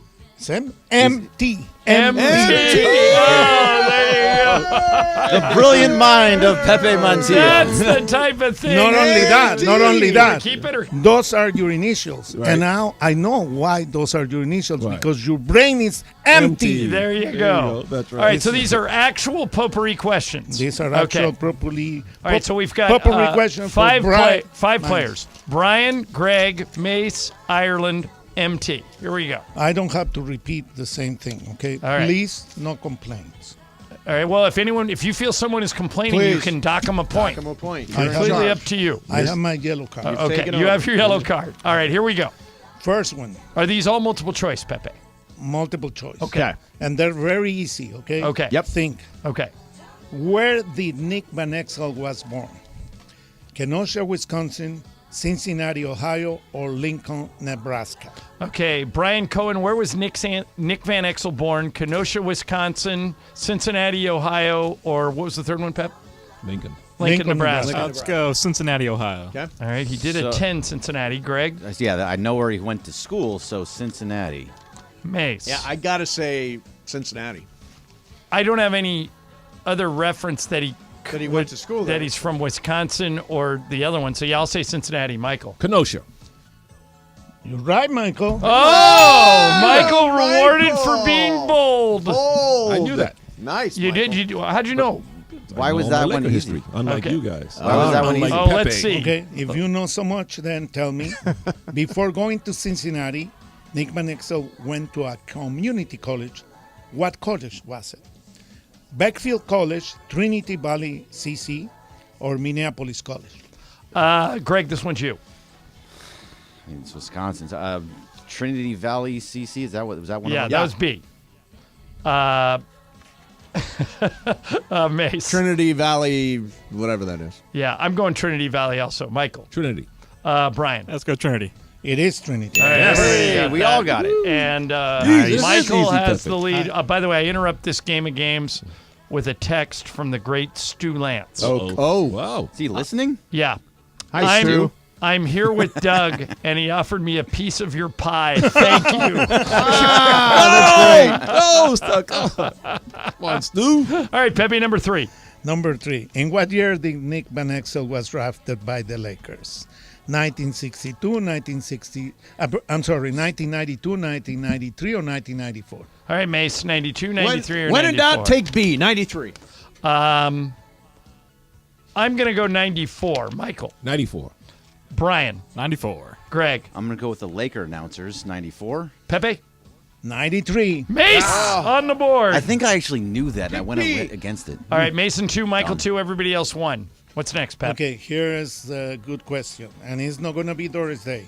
Okay. Okay, the father of Jennifer Aniston is from Italy, Slovenia, or Greece? This one's me. I'm going to say Greece. Michael. Greece. I know this guy. Brian. I can't tell if Michael's serious, so I'm going to go Slovenia. He's Greek. Okay, Greg. I think it is Greece. Mace. I think it's Greece. It is Greece. Okay, everybody but Brian. Her dad right? is on a soap opera. He or at was, least yeah. for a while. Did he pass away? John Aniston. I'm not sure. I don't know. All right, Michael and Mace have 3. Greg and Ireland have 2. Brian has 1. Brian, this was for you. You were supposed to do it. Yeah, not about her dad. That's right. It's about her dad. Okay. Cappy would have got that. What part of Greece is he from? Kania, Mykonos, or Thessalonia? Michael. Thessalonia. Brian. Mykonos. Greg. Thessalonia. Mace. What was A? Kania, Mykonos, or Thessalonia? I'm going to go Mykonos. Kania. Tanya. Anybody? Mason. You yeah. got it? Mason. All right, Mason Mace got takes it. the lead. Okay. And what part of Los Angeles was Jennifer Aniston born? Toluca Lake, Tarzana, or Sherman Oaks? This one's you, Brian. Let's go Sherman Oaks. Greg. I think it's Toluca Lake. Mace. Beautiful Toluca Lake. I don't know why you put Toluca Lake in there if it's not the answer. So I'll go Toluca Lake. It is Michael. Toluca. It is not Toluca, it's Sherman Oaks. Did anybody say Sherman Did Oaks. anybody say Sherman Right. Oaks? Okay. Pepe, how many are left? 1, 2, 3, and a tiebreak. Okay, 3 and a tiebreaker. So we'll make Mace go first. He's got the lead. What's the score? Mason 4, Michael 3, Greg, you and This I is- 2, this and worth 2 Brian today, 1. right? It is worth. I got 2. I got that last one. Okay, so you got 2. Okay, number 7. When was first published To Kill a Mockingbird? 1960, 1961, or 1962? Mace. Harper Lee, the writer Harper of this. Lee. 60. I'm going to go 61. Michael. 60. Brian. Let's go 62. Greg. Yeah, I'm going to go 62. You should have gone with 60. Oh, so that's Mason and Michael? Yeah. I think, Greg, you and I are out. Are we Wow, out? what is There's happening? 2 left. We're down by 3. We're 5-2. Yeah. And Yeah. then Wow. is Brian out? Yeah, you missed that, right? It's like raining cats and dogs. Wow. It is a showdown between Steve Mason and Michael Thompson. You're going down, MT. And Mason has a 1-point lead. 2 Michael has questions not left. The two scored people this who month. hate Pepe's games the most. Okay. You do? Is that a complaint? No, I love No, it's Pepe's just- Yeah, games, that just sounds for like the a record. complaint. No, I'm not Nah, that was an observation. Don't hit him with a penalty. All right, here we go, Pep. Go ahead. I wanna beat him. Mace, you got to go first on this one. Okay. Who was the owner of the Baltimore Ravens when they won the Super Bowl 35 in 2001? Steve Bisciotti, Art Modell, or Edward Bennett Williams? All right, Mace. Bisciotti, Modell, or Williams? 2001. I'm going to say Bisciotti. It was Bisciotti.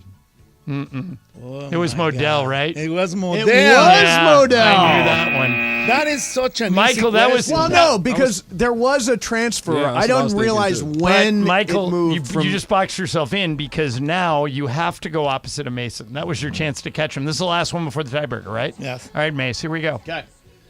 What is the capital of the African country of Comoros? Burundi, Moroni, or Dodoma? Mace, A, B, or C? And try and pronounce those. Say them one more time. Is that a complaint? Burundi, Moroni, or Dodoma? Burundi. Okay. Dodoma. No, it's Moroni. Oh, you both we missed both and Mason wins. Mason I have a wins. tiebreaker. Yeah, no, go ahead. We'll do Yeah, the do the tiebreaker for fun. tiebreaker. Everybody's back in for the tiebreaker. By the way, Ireland and Mason both have 3 now, and Bergman has 4. That's What I'm talking It's about. tight. It's a race. In how many countries is French the official language? It's closest one to it. All right. Yeah, it's less than 50. It's less than 50. All right. How many countries is French the official language, Brian Cohen? 13. Greg?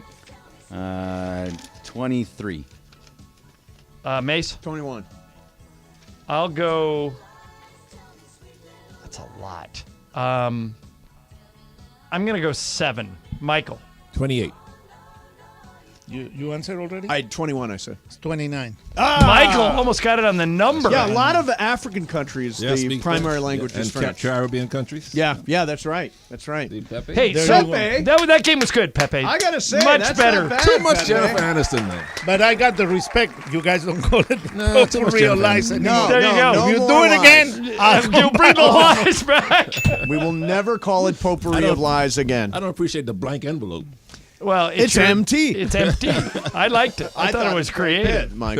You want these, Pepe, or no? No, you can. No, you can Yeah, save throw those. those- Put those burn in the Radio those. Hall of Fame. Yeah, burn them. Use them as kindling. Marconi Hall of Fame. You almost won. I know. Hey, man. what do Jeez. you guys That was think? adorable. What do you guys think happens tonight? Dallas is 9-5. The Lakers are 9-6. Dallas has one of the highest scoring offenses in the league. They're number 2, but they're number 28 defensively. Pepe, what happens? Make them play defense. Yeah, make keep the score. Michael, can they keep the score down? Tonight, no, Dallas will score because Luka gets to the line so much, and so does Kyrie. So it'll be a high-scoring game, but they can't stop AD. AD's going to kill him. Yeah, AD's going to eat him up. Derek Lively, this rookie center for Dallas, has been really good. Has he? But he But he hasn't. hasn't played against Yeah, AD. if Anthony Davis wants to play, and LeBron is a tank. He might be They- lively, but AD's Do they I still don't have know. Maxi Kleber? Shadano's He's a big hurt. Maxi. Oh, Yeah. he's hurt. He's not playing. Because he's a good defender. But I'm trying to figure out who guards LeBron. My guess is Grant Williams, who they picked up from he'll be Boston on. in the Yeah, he'll offseason, be but there. I don't know if he can guard He'll make a LeBron. difference. We'll see. All right. So the afternoon show is interesting today. Cappy is on Cappy is here, yeah. with. Is he in the building? With me? He's in the building? No, he is on conference. He's on camera. Okay. And Corporate Greg, you guys are doing the It afternoon is the show? both of us, and with Lindsay and Laura, yeah. Because yesterday I heard you irritate the hell of out of he was Shadano. What did you so say that mad. He annoyed was just Sedano? so mad because I still think that the Rams should have tanked And especially after all these things are happening, they shouldn't win any more games to help their draft pick. And he was like, no, they want to win. They're in the hunt. I'm with Shadano on this. I figured you're would a quitter. Be. You're a big quitter. I'm not a Rams fan. Yeah, you are. You're a Rams homer. I'm not. Greg, I don't think professional teams it's should not about tank. that. No, I don't think they're actually going out there and trying to You're not putting lose. Matthew Stafford out there taking shots. I think they Michael, went can into you the even season ask a wanting professional to team to tank? No, nobody's going to I don't think so. They do it in different ways, and I don't think they're actually they didn't come into the season trying to win. Yes, they did. No, I don't think Absolutely Well, did. wait, Greg, they opened the season with a convincing win at Seattle. If they were they beat tanking, Seattle why twice. wouldn't I mean, they? they always beat Seattle. Right, but if they're tanking, but they were why are they 3 and winning 6, games? and it's the way that this was always going to go. They were going to. I'll tell you what. This year. Now I understand why Shadano was so pissed off. If you weren't a Rams fan, you wouldn't have You are gotten really pissed under off. my skin. You've got right under my That's skin. Look how usually- irritated I Look, am. Under my skin. Someone actually Just like said. that. Someone actually in the community said, So- "Why does everybody always get mad at corporate Greg?" Well, it's you get true. under people's Ireland skin. gets mad at me. You Mason say gets mad at me. stupid stuff like professional teams should tank. I think the Raiders should have done it to the beginning of the season too. I'm Yeah. a Raiders fan. All right. Let's. Cappy's there somewhere. Let's do some super crosstalk. ESPN AM 710 Los Angeles. KRDC AM 1110 Pasadena, Los Angeles. K256CX 99.1 FM Pasadena, Los Angeles. It's the greatest segment in LA sports radio history. Oh my God. When the shows come together for magic on the radio. It will only grow stronger. Super Crosstalk. Are we ready for Sedano and Cap to join Mason in Ireland? Super Crosstalk begins. Super Crosstalk, presented by Coors Light. Coors Light, made to chill. It's time for Super Crosstalk. Happy Thanksgiving! There you go. There's some Cappy for you. Cappy and Bergman for your afternoon. What's going on, Cap? The law firm of Kaplan and Bergman. Kaplan Yeah, and it Bergman. does sound like a law firm. That's right. Cap, somebody asked me a question yesterday that I didn't know the answer, but I think you might. This was the question. Do most people in San Diego now, today, root for or against the Chargers? What do you think? Well, I know. Oh. There's a Mace, you'll love this. There's Yeah. a sided poll. Oh, nice. Real data. Oh, I asked the right guy? Yeah. Is it on Awful Announcing or is it on Lakers what's it on? Nation or is it on Dodger Blue? Blue? Yardbarker? It's Could be on a variety of Sided, you websites. loser. No, Sided is now on all those different pages. Oh, Absolutely. Or it's in Kaplan's book. Right. Could just be in my own book. That's Cappy, right. what is Pepe. the answer?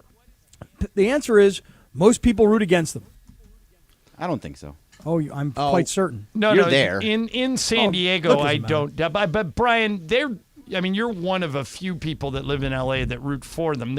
They're slowly developing a fan base, but they're hard to root for. Yeah, I'm from San Diego. All my friends that were Charger fans beforehand still root for the Chargers. Most people that I know from San Diego still root for the Chargers.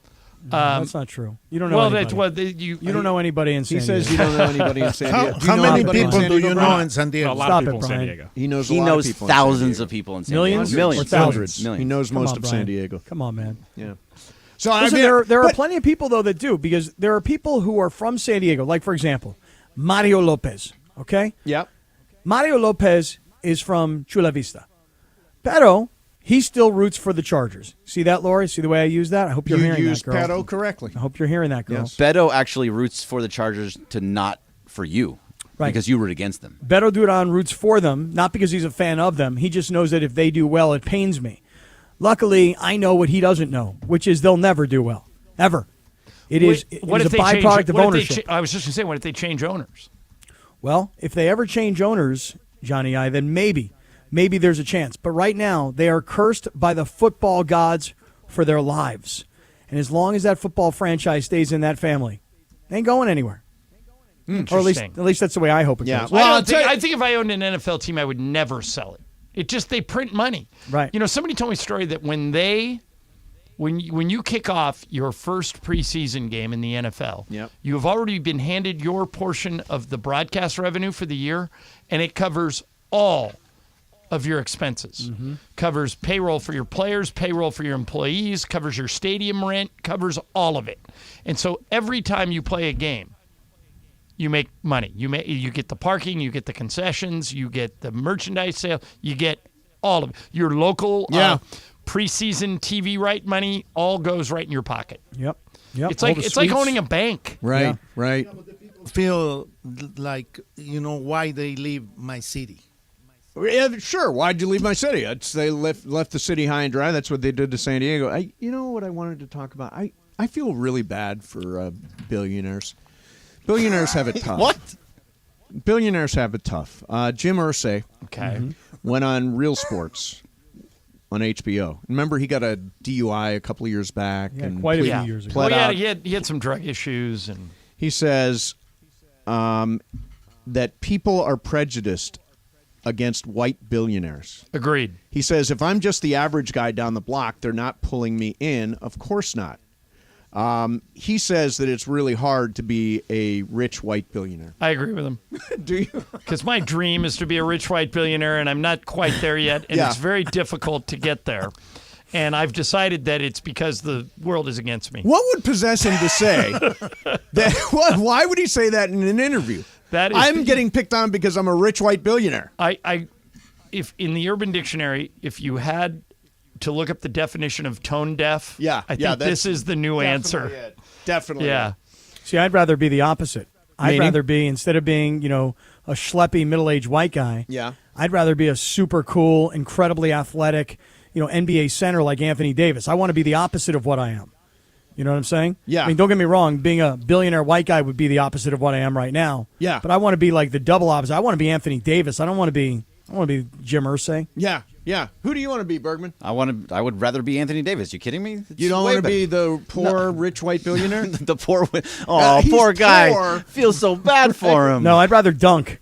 Yeah, exactly. You know what I'm saying? Cappy, I want to do it one time in my life. I want to dunk that one pops time. into your head. Okay, it's Freaky Friday question. Okay. You have to change places with another human being. Pick one, go. George Clooney. Okay, Greg? LeBron. Brian? LeBron. Pepe? LeBron. Mace? All right, Michael? You guys are so superficial. I would want to be whoever the best fighter pilot is in the U.S. No, you need to name them, Michael, though. You don't have a name. No, his name is Maverick. You want Top Gun. You want to be like Buzz Aldrin. Michael, you want superficial? What? My answer is Jeff Bezos. No, you know what? You want to be the guy You want to be that a bald sells the billionaire? pies. Yeah, bald true. billionaire with You're gonna Lauren get picked on. Sanchez Little flying my bald helicopter. billionaire. And He's like this tall. I heard he makes like $5 million a day. Dude, they're going to pick on Only a you. minute. They're going to pick on you for being a rich white bald guy. And you know what I'll do? Poor, I'll rich, buy white, bald whoever guy. picks on me and fire him. One guy you can switch places with. Who is it? Tom Brady. Oh, good answer. Yeah. Good answer. Then you're Good answer. retired? You Good want to be answer. retired? You want to be playing right now? No, I want to live his life, man. Yeah, what about the friggin' $20 million a year or whatever it is for all that Fox is there. coming up? My answer to that question used to be Phil Maloof. From the Maloofs? Who was the Maloof brother who just spent the money. He didn't really own anything. He didn't own the hotel in Vegas. He didn't own the Sacramento Kings, but he had all the money. Yeah, and I none thought of those guys are studs, you guys, man. Other than LeBron, none of those other guys are studs. You be a fighter pilot, you're a stud. Right, but you don't have my money. Right. I could buy your fleet of planes and hire you. You get to fly an F-35 Lightning. Who He'll cares about just money? buy it. You and send probably to want to work. be the owner of Tostitos. Well, that too. Yeah, Gotta admit, Tostitos. that would be good. You're Pepe. investing one chip at a yeah. time. That's exactly. Pepe, I came to meet you. I thought Michael Sunday. would say Ja Rule so he could be in Ja Rule's charge good. of the next Fire There Fest. you go. Yeah. No, Good Ja one, Rule baby. would try to do the national anthem at a Bucks game, and nobody liked it at all. Oh, really? Yeah. I can't It believe was a people are halftime actually show. buying. It was a halftime show. You know, Greg, people Yeah. are buying tickets to Fire Fest too. That's so dumb. It's so the dumb. stupidest By thing the I've way, ever heard. Doesn't have a location, doesn't have any musical acts, no No. details on it. You just pay them a bunch of money. And you hope get your ticket. This it one's turns gonna out. They work. burn it up. Now it's going to work. Their track Yeah. record is not very good. Yeah, they burn it up. Hey, Pepe, I came to visit you on Sunday night at the broadcast location to pay my proper respect because I want you to respect me. I want you to know how much I respect you. I even brought Rachel to show her respect, and you were not there. So. Yeah, they stopped by Pepe where I sit and said, "Where is Pepe?" And I pointed him up And there, I and you really were gone. appreciate that, but I probably was, taking care of business. What kind of business? Just sucking up the people in the concession area. No way, you are the one that goes for the free Tostitos, not me. That's true. No, thank you, and I have a lot of respect for you and Rachel. Greg Bergman came looking for you the other night. You weren't at your spot. Where That's were you? right. Bergman, you with him? You came Hey, looking for Pepe's Pepe. got I always bigger go talk to names him. on the other line. Yeah, his headphones are off. He can't hear anybody that's doing anything. Pepe, headphones on or out? Pepe's down In or out, in or out. talking to Jack Nicholson and working Hanging the on the room. genie bus. That's Yeah. what we doing, huh, Pepe? So Hey, I'm a Michael. little- yeah, Hey, go Michael, I wanted Pepe, to just ask you, headphones on. you got a party tomorrow or what? You got something going on at the Yeah, house for Thanksgiving? You throwing a party tomorrow? Who, me? Yeah, Yeah. you and Julie. Everybody come over. It's a Friendsgiving at Michael's house. Yeah, you guys come by at 3 o'clock. 3 o'clock tomorrow. Is that when you're not there? Right. Gotta go with the He Tracy. will have pies, which Yes. apparently will have a slice taken out Yes. in the honor of Stu Lance. Yeah. Stu took my pie. By the way, Big Boss Sam, he heard the show earlier, and he made a bet on FanDuel with exactly my 4-leg parlay for tonight. So it's under 240.5, Lakers plus 2.5, LeBron James over 25.5, and Luka over 30.5. He picked the wrong parlay. He should take my parlay tomorrow with the NFL games. 3 NFL teams, all favored, are all going to blow out their opponent. But they're big numbers. That's the only thing that scares me. Well, about it. one number is 7, one's 10.5, and one is 6.5. Right. And you have never won a parlay. What are you talking about? No, I'm the parlay king. I've won parlays. You He won. did You win won one. You've won one. Yeah. I've won one. But that's it. In the 5 years we've been doing Mythical Look Money, out. one Coming. parlay each. All it takes is one. Yep. One. Wait, Mace, did you say you had Luka to go for more than 30 points? Yeah, more than 30 Well, points. he averages 30 cap. Yeah. I know. I'm gonna play it right now. More. On Prize Picks. On Prize Picks? Yeah, what's Do it. the number on Prize Picks? It's I'm 30? finding it. Yeah. I'm finding it. I'm getting there. It's probably 30.5, something like that. I think I got 30.5. And any Laker go more also, Cappy. Any Laker go more what? But more on points. Yeah, on Why? Prize Picks because Denver or Dallas has no defense. no okay. defense All right. at all. All right, here's tonight. LeBron 26.5. More. Over. Anthony Davis 24.5. Over. Kyrie 26.5. Luka 30.5. So More. I'm more on that. all right. So you want me to go more on Luka? You say more on LeBron? Yep. And more on AD. And more on AD. How about More Kyrie? Lakers, less. Actually, more probably on the Mavericks too. Wait. But what about Kyrie? Kyrie 26.5. More or less? Michael, what do you say? Kyrie is More. going to score over or under Kyrie had 26.5? 38 against the Lakers Kyrie's last going- time they played at Crypto. Kyrie's going for 30 plus. He says tonight. over. I think- Everybody's on the over tonight. I think it's more for Kyrie. Yeah. Okay, so all the stars are going to score big tonight. Yes. Luka, Kyrie, LeBron, and Anthony Davis. Why not? Bet him big. I'm doing it right now. I'm There you doing it go. on Prize Also, Picks. that whole Kyrie and LeBron matchup. That's all. They always want to go back and forth at each other. Wow, this is a 4-way power play, and you get 10 times your money. So if I put down $20, I can win $200. Do it. Nice. Do Done. it. I just bet it. Awesome. Just played it. Nicely done. God, I love Excellent. Prize Picks. Yeah, Prize Picks is great. They make it easy. The other daily stuff gets very complicated. Prize Picks makes it really simple. Yeah, fun. Yeah.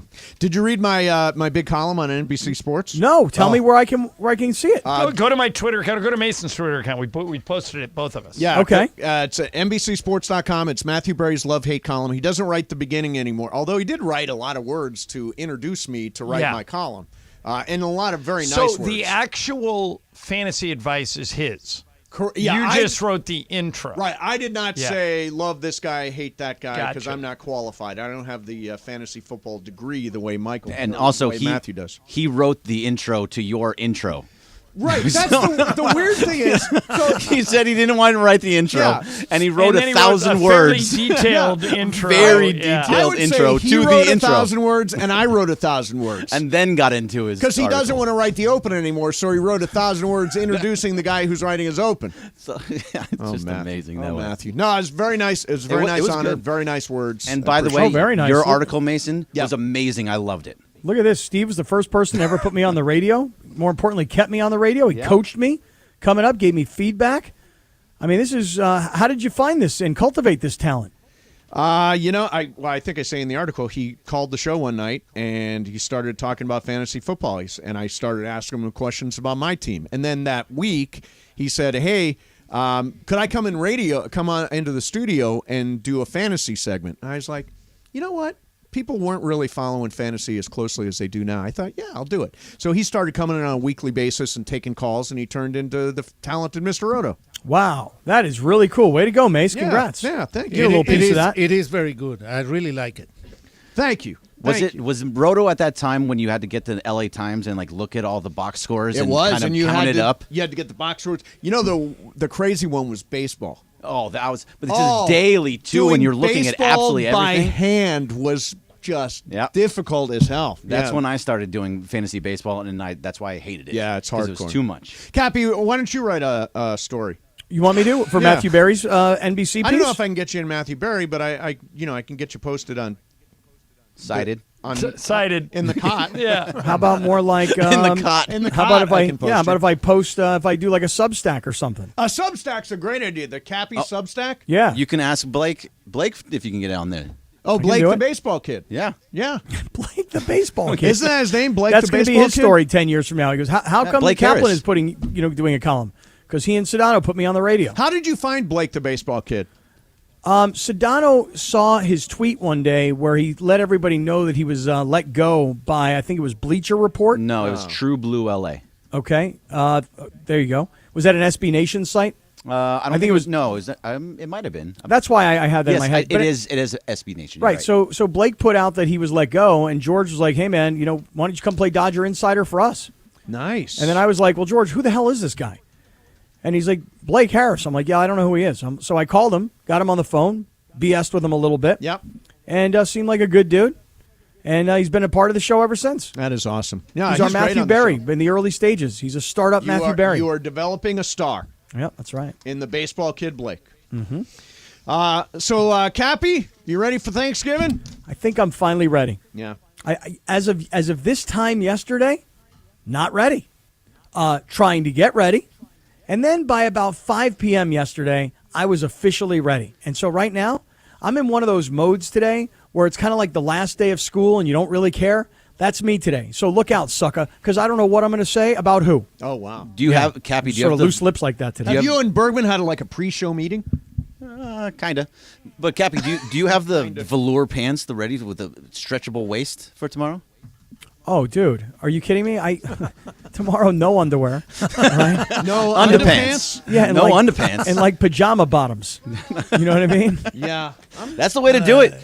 Do you think I can go to my sister-in-law's mom's house like that? Yes, 100%. 100%. Yeah, they expect it. Your family has to put up with you no matter what weird crap you do. Right. So then I should do it. Okay. Right. I Because love then it. the mother-in-law of the sister-in-law or whatever, The mother is of gonna the be like, sister-in-law. How about that guy Greg coming over here? Did you see what was going on with him? Yeah.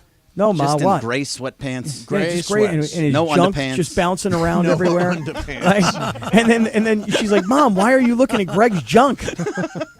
That's how it'll completely play out. Yeah, I love that. Hey, look, we are going to be in traffic for a long time today. Oh, a long time, Mace. So I am anticipating much stupidity and maybe stupider than ever with Bergman here. Absolutely. Peak I'm very, stupidity. very stupid. That's why people get angry at me. Don't get under Cappy's skin. Yeah, don't get under Yeah, Cappy's skin. don't do it. Treat him respectfully. I don't do think it, bro. I can. Yeah. I can get under Sedano's pretty easily. Yeah. Just talk. Yeah, just talk. Just breathe. If you- and Sedano's pissed. If you take up any of his airtime, he gets pissed off. All right, coming up next for you is Shadano and Cappy. Today, it is Cappy and Corporate Greg. We are out of here until Monday at 1 o'clock. Hope you come back. Michael, great seeing you. Thank you. Who knows when we'll be back? It all depends on the play-in Oh, tournament. that's right. You got a Yeah, play-in well, tournament's next coming week up. we're out. Yeah. Next week we're on the road all week. But we'll check in every once in a And while. Pepe, thank you. Thank and happy you. Thanksgiving. Happy Thanksgiving to everybody. Happy and Thanksgiving, guys. Happy Thanksgiving to everybody. Thanks a lot for being out there every day. That's why we get to do this. Coming up next for you, Shadano and Bergman. See you Monday, 710 ESPN. All right, everybody. Hey, happy Thanksgiving on behalf of our friends over at Subaru. And this brand new 2023, I know we're getting towards the end of the year, but the 2023 Solterra. So this is the first electric-powered SUV that's a Subaru, and I got one earlier this week, and I'm driving this thing everywhere. And last night I pulled up to this restaurant, and I went to the valet, and boy, I sound bougie, I know, but I pull up into the valet, and the guy goes, "Oh, dude, Subaru electric, right?" And I'm like, "Yeah." And he goes, "It's only the second one I've seen." Let me tell you something. If you have never driven an electric vehicle, this is my first one, you're going to be blown away. The power, the speed, the lack of winding gears, and the thought of, I'm not spending money on gas. Plus, there's the whole environmental issue. So if you're into the emissions issue and you want a cleaner environment, this is perfect for you. But it's a Subaru. Make no mistake, man. It's tough. It's ready to go out there and do some battle up in the mountains. It's ready to have the kids and everybody throwing in and the boards up on top. It's a Subaru. It just so happens that this Subaru is electric. Love. It's what makes Subaru a Subaru, and love is now electric.